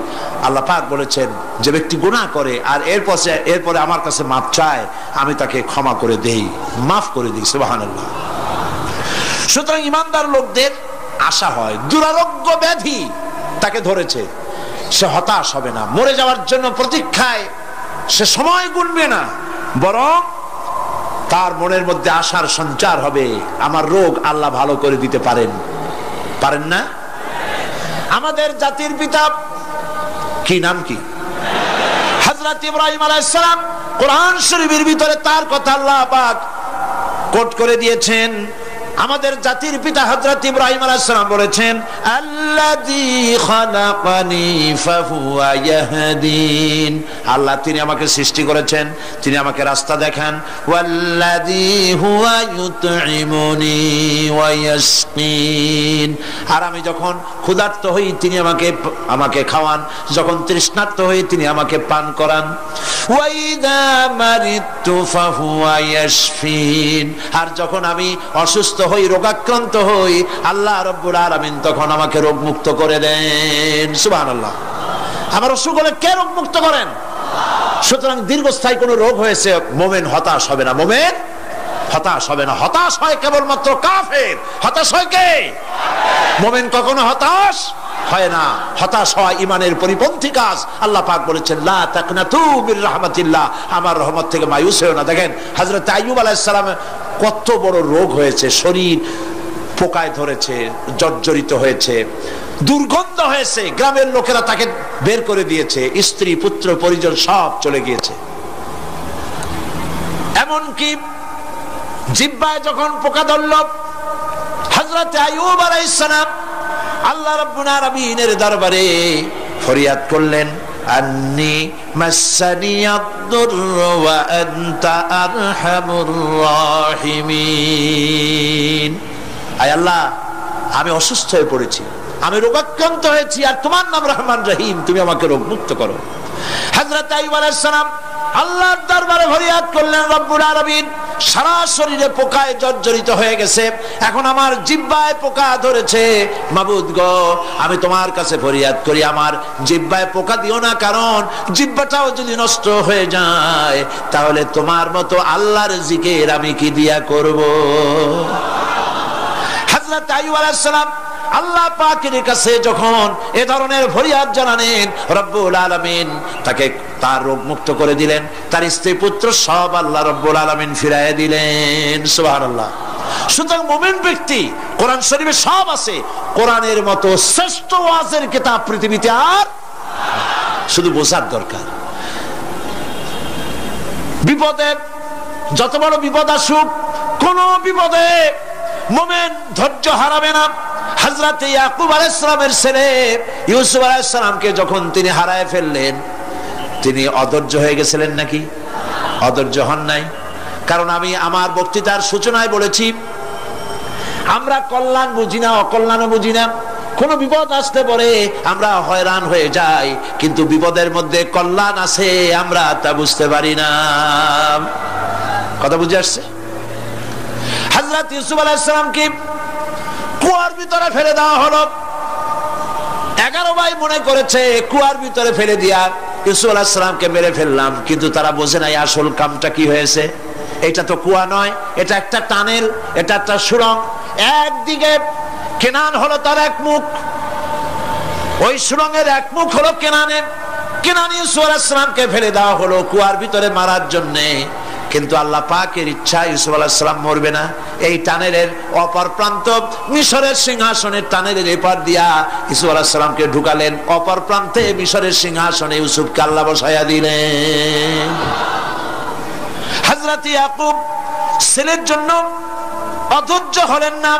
যখন তিনি খবর পেলেন ছেলে বাঘে খেয়ে ফেলেছে, তিনি তখন বলেছেন, ফাসাবরুন জামিলুন আসাল্লাহু আইয়াত আইয়াতিয়ানি বিহিম জামিআ ইন্নাহু হুয়াল আলিমুল হাকীম।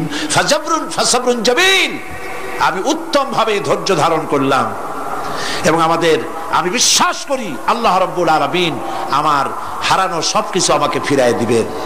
বহু বছর পর যখন হযরত ইউসুফ আলাইহিস সালাম প্রেসিডেন্ট হয়েছেন মিশরের, 11 ভাই গেল সেখানে সাহায্য আনার জন্য। সেই ঘটনা তো শোনাবো না, এমনি বলে যাচ্ছি। এরপরে তিনি তাদেরকে পরিচয় দিলেন, ওরা ভয় পেয়ে গেল।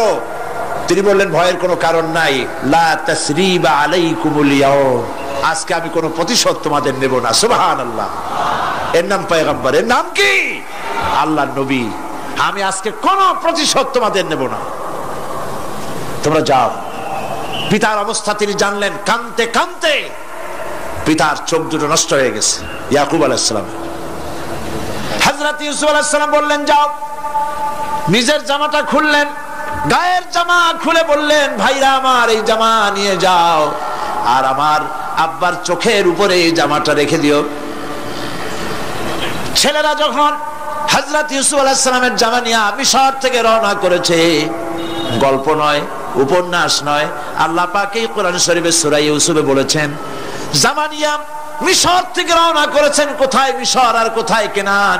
কেনানে বসে হযরত ইয়াকুব আলাইহিস সালাম বলছেন, তোমরা যদি আমাকে মতিভ্রম পাগল যদি মনে না করো, তাহলে একটা কথা বলি, আমার নাকে এখন আমি ইউসুফের গন্ধ পেতেছি। তোমরা যদি আমাকে মতিভ্রম না করো, তাহলে আমি বলি আমি কিন্তু ইউসুফের গন্ধ পেতেছি। সুবহানাল্লাহ। হযরত ইউসুফ আলাইহিস সালামের জামা এনে ভাইরা যখন হযরত ইউসুফের চোখের উপরে রেখে দিলেন, হযরত ইয়াকুবের দুটো চোখ সাথে সাথে আল্লাহ ভালো করে দিলেন। ফাসবরুন জামিল, ধৈর্য ধরো। ঈমানদার ব্যক্তি আশার উপরে তার জীবন বাঁচে, কারণ যত বড় বিপদ আসুক না কেন, আশ্রয় পাওয়ার একটা জায়গা আছে, তার নাম হলো আল্লাহ। নাম কি? বলেন আল্লাহ। সবাই বলেন আল্লাহ, আল্লাহ, আল্লাহ, আল্লাহ। হযরত ইউনূস আলাইহিস সালাম মাছটাকে গিলে ফেলে দিল, মাছটাকে গিলে মাটির অতল তলদেশে চলে গেছে। এত বড় বিপদ পৃথিবীর কোন মানুষের হতে পারে নাকি? বলেন, কি বলেন? মাছের পেটের ভিতরে জানালা নাই, দরজা নাই, বেরোবার কোনো পথ নাই, মাছ গেছে পানির অতল তলদেশ। আল্লাহ পাক কোরআন শরীফের ভিতরে মানুষকে শোনান, আল্লাহ ওয়াজ করছেন। সুবহানাল্লাহ বলেন। আল্লাহ পৃথিবীর মানুষকে ওয়াজ করছেন, দুনিয়ার মানুষকে শোনান। আমার ইউনূস তো ধৈর্য হারা হয় নাই। ওয়াযান্নুন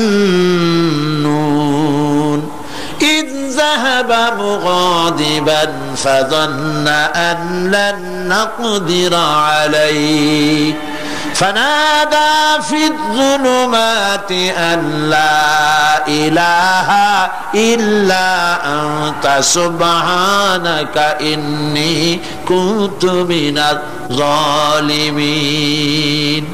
ফানাদা ফিয যুলুমাত, জামায়ে কাসির, ত্রিবিধ অন্ধকারের ভেতর থেকে হযরত ইউনূস আলাইহিস সালাম চিৎকার মারলেন। মাছের পেটের অন্ধকার, পানির অন্ধকার, রাতের অন্ধকার, ত্রিবিধ অন্ধকারের ভেতর দিয়ে মাছের পেটের মধ্য দিয়ে ইউনূস আলাইহিস সালাম চিৎকার মারলেন। অধৈর্য হন নাই, হার্ট ফেল করেন নাই। তিনি বলছেন, পড়েন আমার সাথে, লা ইলাহা ইল্লা আনতা সুবহানাকা ইন্নী কুনতু মিনাজ জালিমিন। তুমি ছাড়া কোনো ইলাহ নাই, কোনো পোষ্য নাই, মাবুদ নাই। তোমার পবিত্রতা ঘোষণা করছি, আমি জালিমদের অন্তর্ভুক্ত হয়ে গেছি। ইউনূস আলাইহিস সালাম যখন কাঁদতেছিলেন, আল্লাহ রাব্বুল আলামিন সেই কান্না শুনেছিলেন কিনা? বলেন, শুনছিলেন কিনা? শুনতে পেয়েছিলেন কিনা? পানির ভিতরে কেউ শোনে নাই, মাছের পেটের ভিতরে ইউনূস আলাইহিস সালাম কিভাবে চিৎকার করছেন, মাছের পেটের ভিতরের আওয়াজ পানির ভিতরে কেউ শোনে নাই, জমিনের কেউ শোনে নাই, অন্তরিক্ষে কেউ শোনে নাই, সাত আকাশের ভিতরে কেউ শোনে নাই, কিন্তু আরশে আজিমের মালিক আল্লাহ রাব্বুল আলামিন শুনতে পেয়েছেন। সঙ্গে সঙ্গে রব্বুল আলামিন জবাব দিলেন, ফাস্তাজাবনা লাহু ওয়া নাজ্জাইনাহু মিনাল গাম্মি ওয়া কাযালিকা নুনজিল মুমিনিন।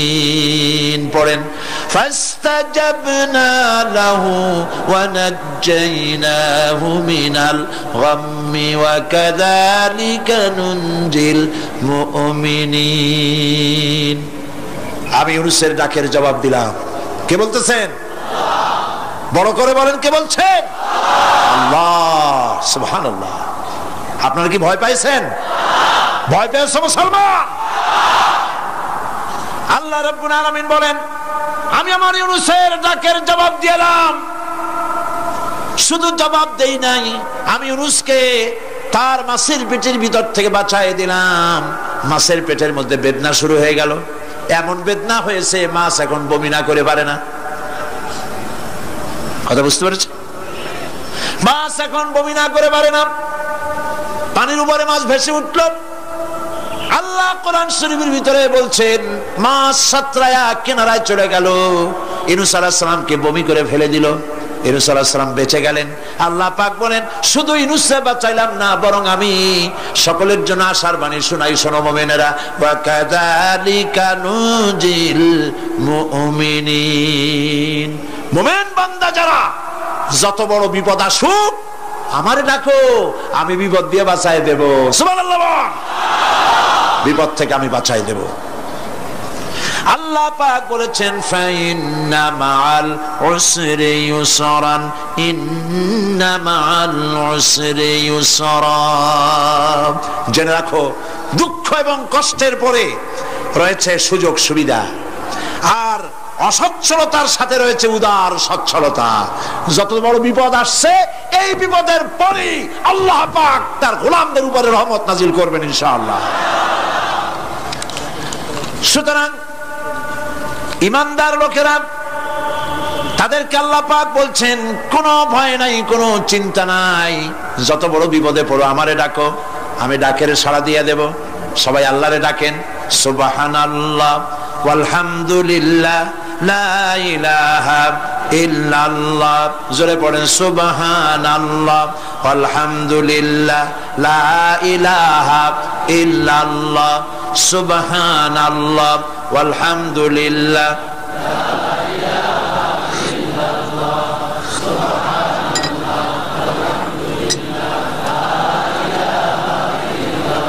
লা ইলাহা ইল্লাল্লাহু মুহাম্মাদুর রাসূলুল্লাহ।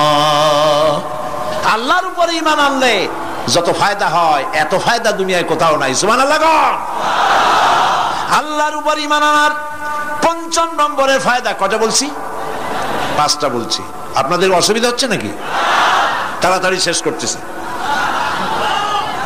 6টা বলবো, 6টা বলবো, এ হলো ৫ম নম্বর। তারপর আমরা দোয়া করব। দোয়ার দরকার আছে কিনা এই সময়? ৫ম নম্বরে আল্লাহর উপরে ঈমান আনলে পরে আরেকটি বড় ফায়দা, সেটা হলো কঠিন এবং কঠোর বিপদে আল্লাহ পাক তার মধ্যে অবিচলতার এবং ধৈর্য ধরার তৌফিক দিয়ে দেন। সুবহানাল্লাহ। যত বড় বিপদ আসুক, সেই বিপদে মুসিবতে আল্লাহ পাক মুমিনদেরকে আল্লাহর উপরে নির্ভরতা শিখায় দেন। সুবহানাল্লাহ। কারণ মুমিনদের জানা আছে যে ঈমানদারদের বিপদ নতুন কিছু নয়, একেবারে আদম আলাইহিস সালাম থেকে শুরু হয়ে আসছে, ঠিক কিনা? আদম আলাইহিস সালামের বিপদ হয় নাই? আদম আলাইহিস সালামের বিপদ কি? শয়তান। তার বিপদ কি? শয়তান ছিল বিপদ। প্রত্যেক নবীর সময়ই মানুষের নবীদের কষ্ট দিয়েছে, তাই নাই? বিশ্বকবি ইকবাল বলেছেন সতীজা কা রহা হ্যায় अज़ल से ताइम रोज, सतीजा का रहा है अज़ल से ताइम रोज, चरागे मुस्तफा भी से शरारे बुलहबीस। আবহমান কাল থেকে শুরু করে মুহাম্মদ সাল্লাল্লাহু আলাইহি ওয়াসাল্লামের চারাগকে, নূরকে, ঈমানকে, ইসলামকে নিভায়ে দেওয়ার জন্য আবু জাহেলের গোষ্ঠীরা চিরকাল চেষ্টা করেছে। সব চেষ্টা কর্পূরের মতো উড়ে গেছে, মুহাম্মদ সাল্লাল্লাহু আলাইহি ওয়াসাল্লামের চারাগ টিম টিম করে জ্বলতে রয়েছে।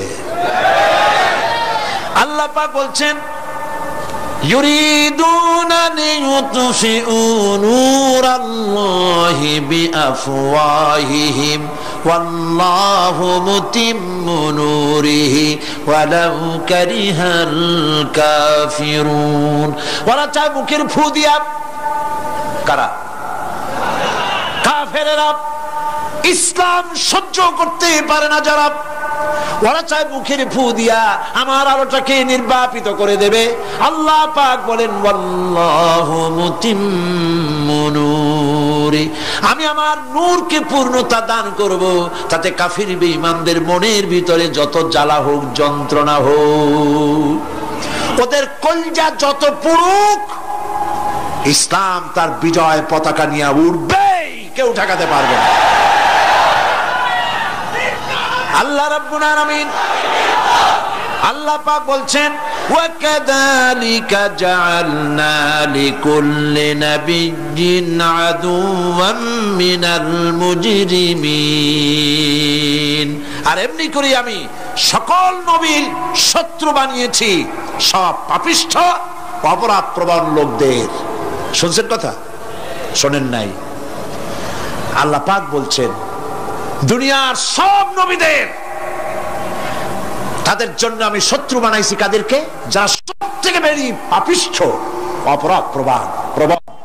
এরা হচ্ছে নবীর দুশমন। এরা সব নবীদের সাথে দুশমনি করেছে। আজও দেশের আলেমদের সাথে দুশমনি করে সবচাইতে বড় পাপিষ্ঠরা।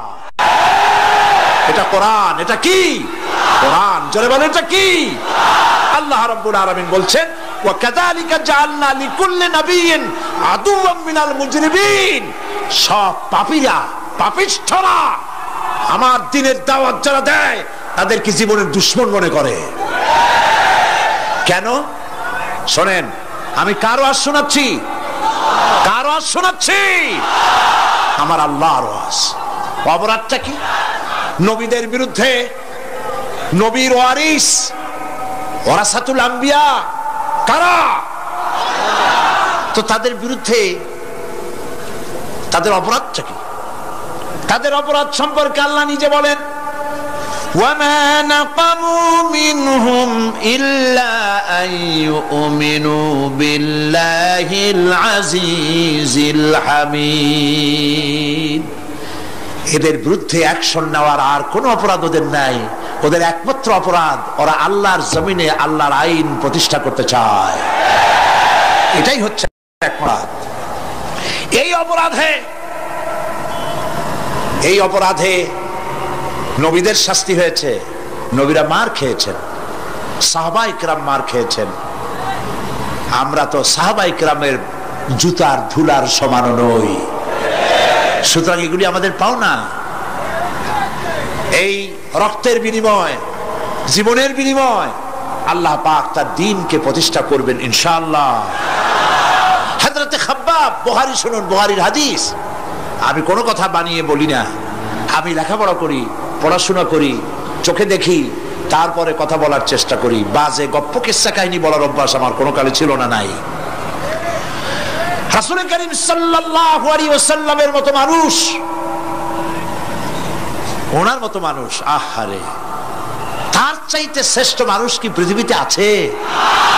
তিনি মার খাইছেন না খান নাই? আহা, কিভাবে তাকে মারলো! গলায় চাদর দিয়ে পেঁচাইয়া আছাড় মেরে ফেলে দিয়ে তারপরে তাকে প্রহার করা হয়েছে। আবু জাহেল মেরেছে, বেহুশ হয়ে গেছেন হুজুর। হযরতে হামজা তখনও কাফের ছিলেন। শিকার থেকে ফিরে এসে মুহাম্মদ সাল্লাল্লাহু আলাইহি ওয়াসাল্লামের অবস্থা দেখে পায়ের রক্ত মাথায় উঠে গেছে। আপন ভাইয়ের ছেলে, আর এমন ছেলে। চলে গেলেন আবু জাহেলের বাড়ি, বললেন, আবু জাহেল, তুই নাকি মুহাম্মদ সাল্লাল্লাহু আলাইহি ওয়াসাল্লাম মারছিস? কেন মারলি? তিনি তো ভালো কথাই বলেন, সব সময় বলেন সত্য কথা বলো, মানুষের উপকার করো, এতিমকে আশ্রয় দাও। এত সুন্দর সুন্দর ভালো ভালো কথা বলেন, তার মতো ভালো মানুষ তো দুনিয়ায় দেখি নেই। মারলি কেন? তুই কি মনে করছিস যে আব্দুল্লাহ মারা গেছে বলে এতিম হয়ে গেছে মুহাম্মদ সাল্লাল্লাহু আলাইহি ওয়াসাল্লাম? তোর মনে রাখা উচিত, আব্দুল্লাহ মারা গেছে, হামজা মরে নাই।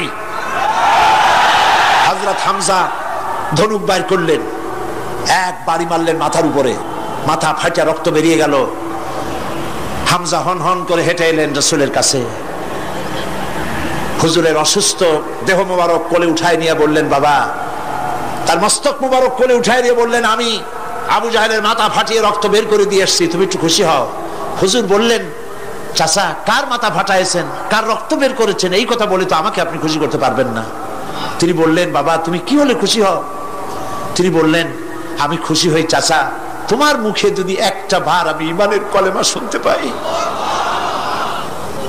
হযরতে হামজা বললেন, মুহাম্মদ সাল্লাল্লাহু আলাইহি ওয়াসাল্লাম, আমার বুঝতে মোটেও কষ্ট হয়নি, তুমি কোনো সাধারণ মানুষ নও। সাধারণ মানুষের প্রতিশোধে তুমি বিশ্বাসী হতে, খুশি হতে, প্রতিশোধে বিশ্বাসী হওনি। তুমি অবশ্যই আল্লাহর নবী। আমি আল্লাহকে সাক্ষী রেখে, আমি তোমাকে সাক্ষী রেখে ইমানের কালেমা ঘোষণা করছি, লা ইলাহা ইল্লাল্লাহু মুহাম্মাদুর রাসূলুল্লাহ। ভাইরা আমার, আল্লাহর দ্বীন প্রতিষ্ঠার জন্য আমার নবীদেরকে কষ্ট করতে হয়েছে, সাহাবায়ে কেরামদেরকে কষ্ট করতে হয়েছে, আল্লাহর ওলিদেরকে, ইমাম আবু হানিফা রাহমাতুল্লাহ আলাইহিকে 8 বছর জেলের মধ্যে রাখা হয়েছিল। ইমাম আহমদ বিন হাম্বলকে চাবুক মেরে মেরে গায়ের গোশত আর চামড়া তুলে ফেলে দেওয়া হয়েছিল। তারপরেও তারা বাতিলের সামনে মাথা নত করে নাই। এর নাম হচ্ছে ইসলাম। এর নাম কি? বুখারীর হাদিস, হযরত খাব্বাব বিন আরিত রাদিয়াল্লাহু তাআলা আনহু, বুখারীতে হাদিসটা ভাবে এসেছে, ওয়ান খাব্বাব বিন আরিত রাদিয়াল্লাহু তাআলা আনহু আন্নাহু قال قال شكونا الى رسول الله صلى الله عليه وسلم وهو متوسد بردة له في ظل الكعبة। তিনি বললেন, আমরা রাসূলের কাছে গেলাম, যাই দেখি রাসূল করিম সাল্লাল্লাহু আলাইহি ওয়াসাল্লাম কাবা শরীফের ছায়ায় আরাম ফরমাচ্ছেন। আমরা কাছে গিয়ে বললাম, আলা তাস্তানসিরু লানা আলা তাদউ লানা ইয়া রাসূলুল্লাহ, হে রাসূল, আপনি কি আমাদের জন্য দোয়া করবেন না? আমরা তো মার খেতে খেতে শেষ হয়ে গেলাম। আমাদের খাব্বাবকে, খুবাইবকে, আম্মারকে, সুমাইয়াকে মেরে শেষ করে দিল। আর আমাদেরকে না খাওয়ায় রাখে, সারা রাত খেতে দেয় না, ঘুমাতে দেয় না। তারা আমাদের বেলালকে মেরে মেরে রক্তাক্ত করে উত্তপ্ত মরুভূমির উপরে চিৎ করে শোয়ায়, বুকের উপরে পাথর চাপা দিয়ে রেখেছে। ওরা সাহাবায়ে কেরামদেরকে মারতেছে, না খাওয়ায় রাখতেছে। হুজুর, আপনি কি আল্লাহর কাছে দোয়া করবেন না? এখনো কি দোয়ার সময় আসে নাই? হাদিস শরীফে এসেছে, হুজুর সাল্লাল্লাহু আলাইহি ওয়াসাল্লাম উঠে বসলেন, বললেন, ও খাব্বাব, তোমাদের আগে এই পৃথিবীতে যারা দ্বীনের দাওয়াত নিয়ে এসেছিলেন, সমকালীন রাষ্ট্র শক্তি তাদেরকে ধরত, ফায়ুহাজুর রাজুলু ফায়ুহফারু লাহু ফিল আরদ, তাদেরকে ধরে তাদের জন্য কবর খনন করা হতো, জীবিত মানুষের জন্য। ফায়ুজালু ফিহা, এরপরে সেই গর্তের ভিতরে তার কোমর পর্যন্ত গেড়ে দেওয়া হতো। সুম্মা ইউতা বিল মানশার, এরপরে করাত আনা হতো। ফায়ুদাউ আলা রাসিহি, এরপরে সেই করাত তার মাথার উপরে রাখা হতো। ফায়ুজআলু নিসফাইন, করাত দিয়া ঘষে ঘষে চিরে চিরে জীবিত মানুষকে দ্বিখণ্ডিত করে ফেলে দেওয়া হতো। মা ইয়াসুদ্দুহু যালিকা আন দীনিহি, এত কষ্ট দেওয়ার পরেও আল্লাহর গোলামদেরকে এক চুল জায়গা দিন থেকে সরায় দেওয়া যায় নাই। ওয়াল্লাহি ওয়াল্লাহি, ও খাব্বাব, আমি আল্লাহর নামে কসম করি, লাইউতাম্মান্নাল্লাহু হাযাল আমরা হাত্তা ইয়াসিরু রাকিবু মিন সানআ ইলা হাদরামাউত। আমি আমার আল্লাহর নামে কসম করি। কে কসম করছেন? সুবহানাল্লাহ বলবেন না? রাসূলুল্লাহ কসম করছেন, আমি কসম করি আল্লাহর, সেদিন বেশি দূরে নয়, যেদিন ইয়েমেনের রাজধানী সানা থেকে শুরু করে হাজরামাউত পর্যন্ত হাজার হাজার মাইল সওদাগরেরা তাদের পণ্য নিয়ে, মহিলারা তাদের সৌন্দর্যের পসরা নিয়ে একাকিনী অথবা দলবদ্ধভাবে যাতায়াত করবে মরুভূমির উপর দিয়ে।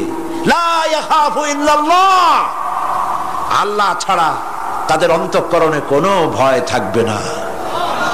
ওয়ালাকিন্নাকুম তাস্তাজিলুন, তোমরা বড্ড তাড়াহুড়ো করছো, অপেক্ষা করো, সেরকম সময় আসবে। রাসূল করিম সাল্লাল্লাহু আলাইহি সাল্লাম সেরকমের সময় দিতে পেরেছিলেন নাকি পারেন নাই? পেরেছিলেন কিনা? সেজন্য রক্ত দিতে হয়েছে, সেজন্য মার খেতে হয়েছে, সেজন্য জেলে যেতে হয়েছে। রাসূল করিম সাল্লাল্লাহু আলাইহি সাল্লামকে, জেল তো নতুন কিছু নয়। ইউসুফ আলাইহিস সালাম জেলে থাকেন নাই? জেলে থাকেন নাই? ঠিক আছে, রাসূল করিম সাল্লাল্লাহু আলাইহি সাল্লাম জেলে ছিলেন না? সেই জেল এরকমের দেওয়ালে ঘেরা জেল নয়, পাহাড়ে ঘেরা, চতুর্দিক থেকে পাহাড়ে ঘেরা শিয়াবে আবি তালেব 3 বছর। কতদিন? টানা 3 বছর রাসূল, তার সাহাবী, তাদের স্ত্রীরা, বাচ্চা বাচ্চা ছেলেপেলেরা 3 বছরের মধ্যে সরকার ঘোষণা করেছে এদের সঙ্গে কথা বলবে না, বাজার ঘাটে যেতে পারবে না, কেনা বেচা করতে পারবে না, সামাজিক বয়কট, সামাজিকভাবে বয়কট করে রেখেছে। সাথে যা ছিল খাবারগুলি শেষ হয়ে গেছে, তারপরে উট ছিল, ভেড়া ছিল, খাইয়ে শেষ হয়ে গেছে। এরপরে যখন কিছু নাই, উটের চামড়া ভিজাইয়া ভিজাইয়া, শুকনা চামড়া ভিজায় খেয়েছে। যুবকেরা ক্ষুধার যন্ত্রণায় বাবলা গাছের পাতাগুলি চাবায়ে খাইতে গিয়া কাটা ফুটে জিহ্বা থেকে রক্ত পড়েছে। বাচ্চা ছেলেপেলেগুলি মায়ের বুকে দুধ পায় নাই, না পায়া বাচ্চারা চিৎকার করে উঠেছে। এই চিৎকার, ক্ষুধার জ্বালার এই চিৎকারের আওয়াজ শুনে কাফেরেরা চতুর্দিকে অট্ট হাসিতে ফেটে পড়েছে। সুতরাং জেল জুলুম মুসলমানদের জন্য, আলেমদের জন্য, পীর বুজুর্গদের জন্য নতুন কিছু নয়।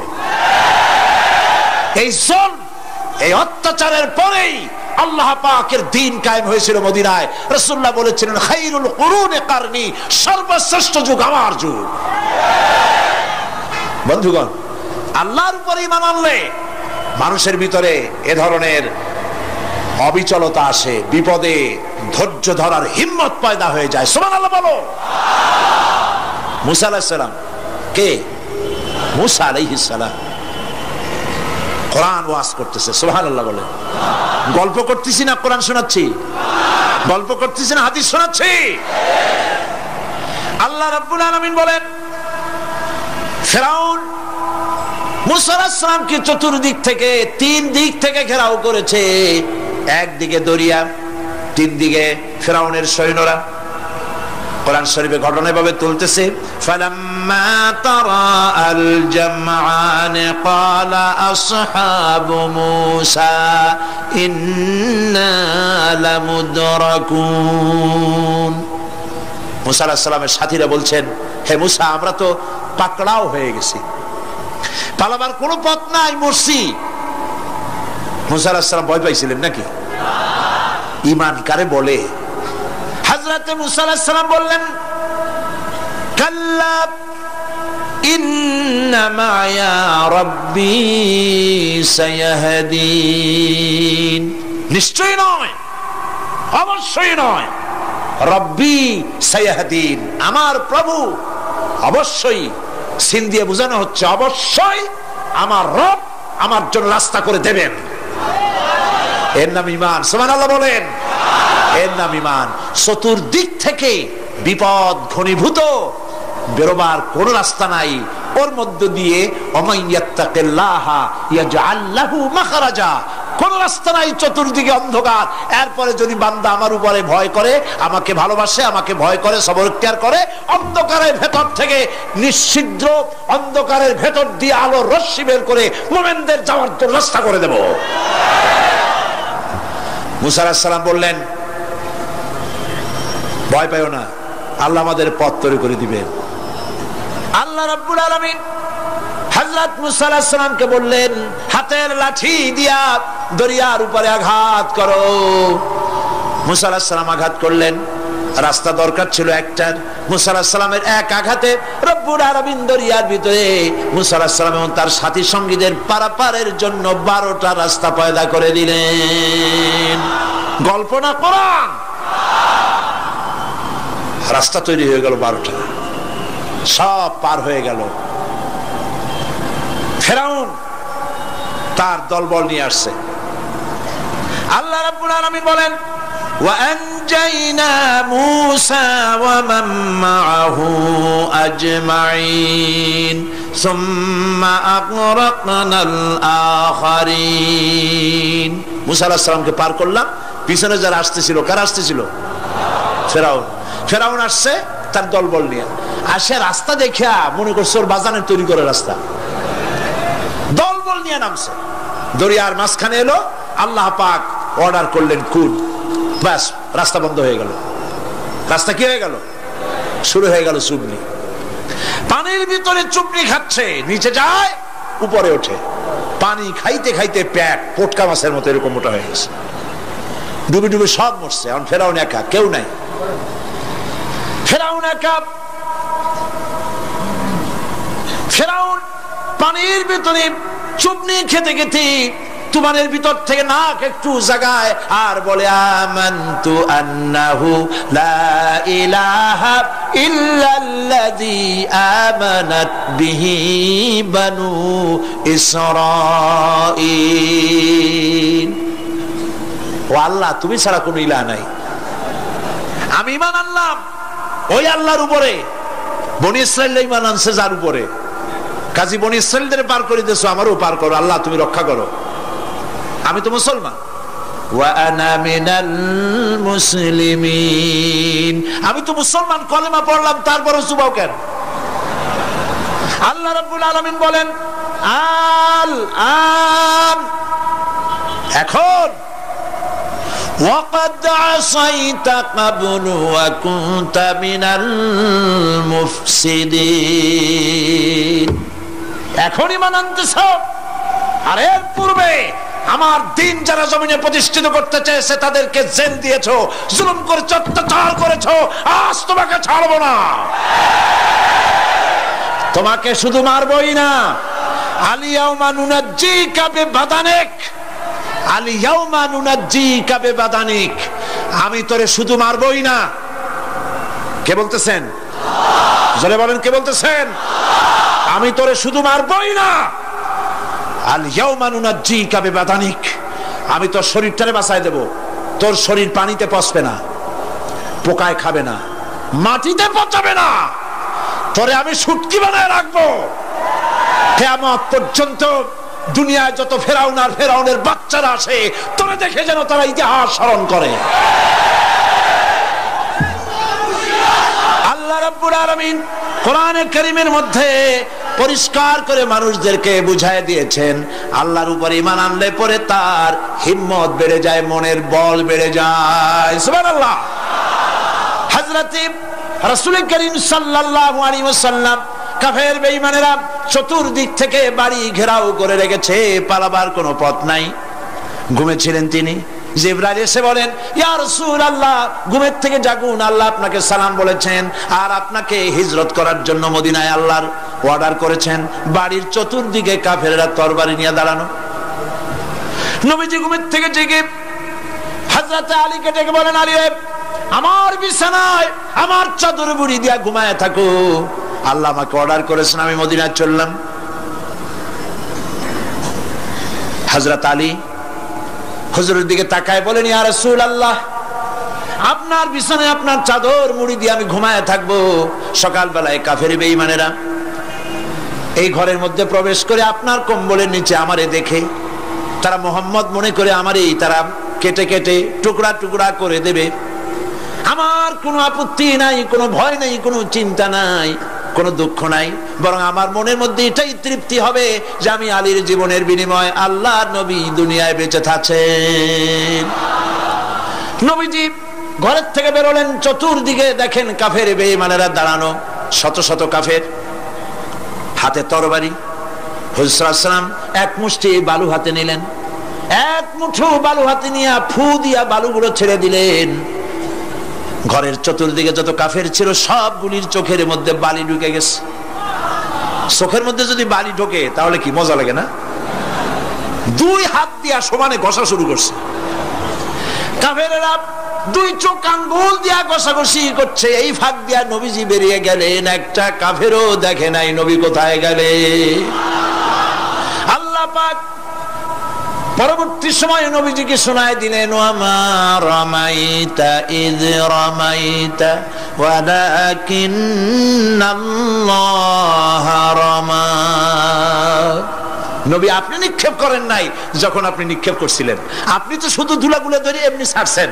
ঘরের চতুর্দিকে সমস্ত কাফেরদের চোখে বালি পৌঁছে দেওয়ার দায়িত্ব আমার কুদরত গ্রহণ করেছিল। নবীজি হযরত আবু বকরের বাড়িতে এলেন, দরজায় দাঁড়িয়ে নক করেছেন, ভেতর থেকে আওয়াজ এলো। হুজুর বললেন, ইয়া আবু বকর। হযরত আবু বকর পিছন থেকে দরজার মধ্য থেকে ঘরের মধ্য থেকে জবাব দিলেন, লাব্বাইকা ওয়া সাদাইকা ইয়া রাসূলুল্লাহ। হুজুর প্রশ্ন করলেন, আবু বকর, গভীর রাত্রে জিবরাইল আমারে ঘুম থেকে জাগাইলো, তোমারে জাগাইলো কে? এক ডাকে উঠলা কেমনে? হযরত আবু বকর বলেন, ইয়া রাসূলুল্লাহ, আপনি আমারে নিয়ে হিজরত করবেন বলেছিলেন, আমি চিন্তা করেছি না জানি কত রাত্রে নবীজি আসেন, আর আমার দরজায় দাঁড়ায়া নবীজি আমারে ডাকবেন, আমি থাকবো শুয়া, বেয়াদবি হয়ে যাবে।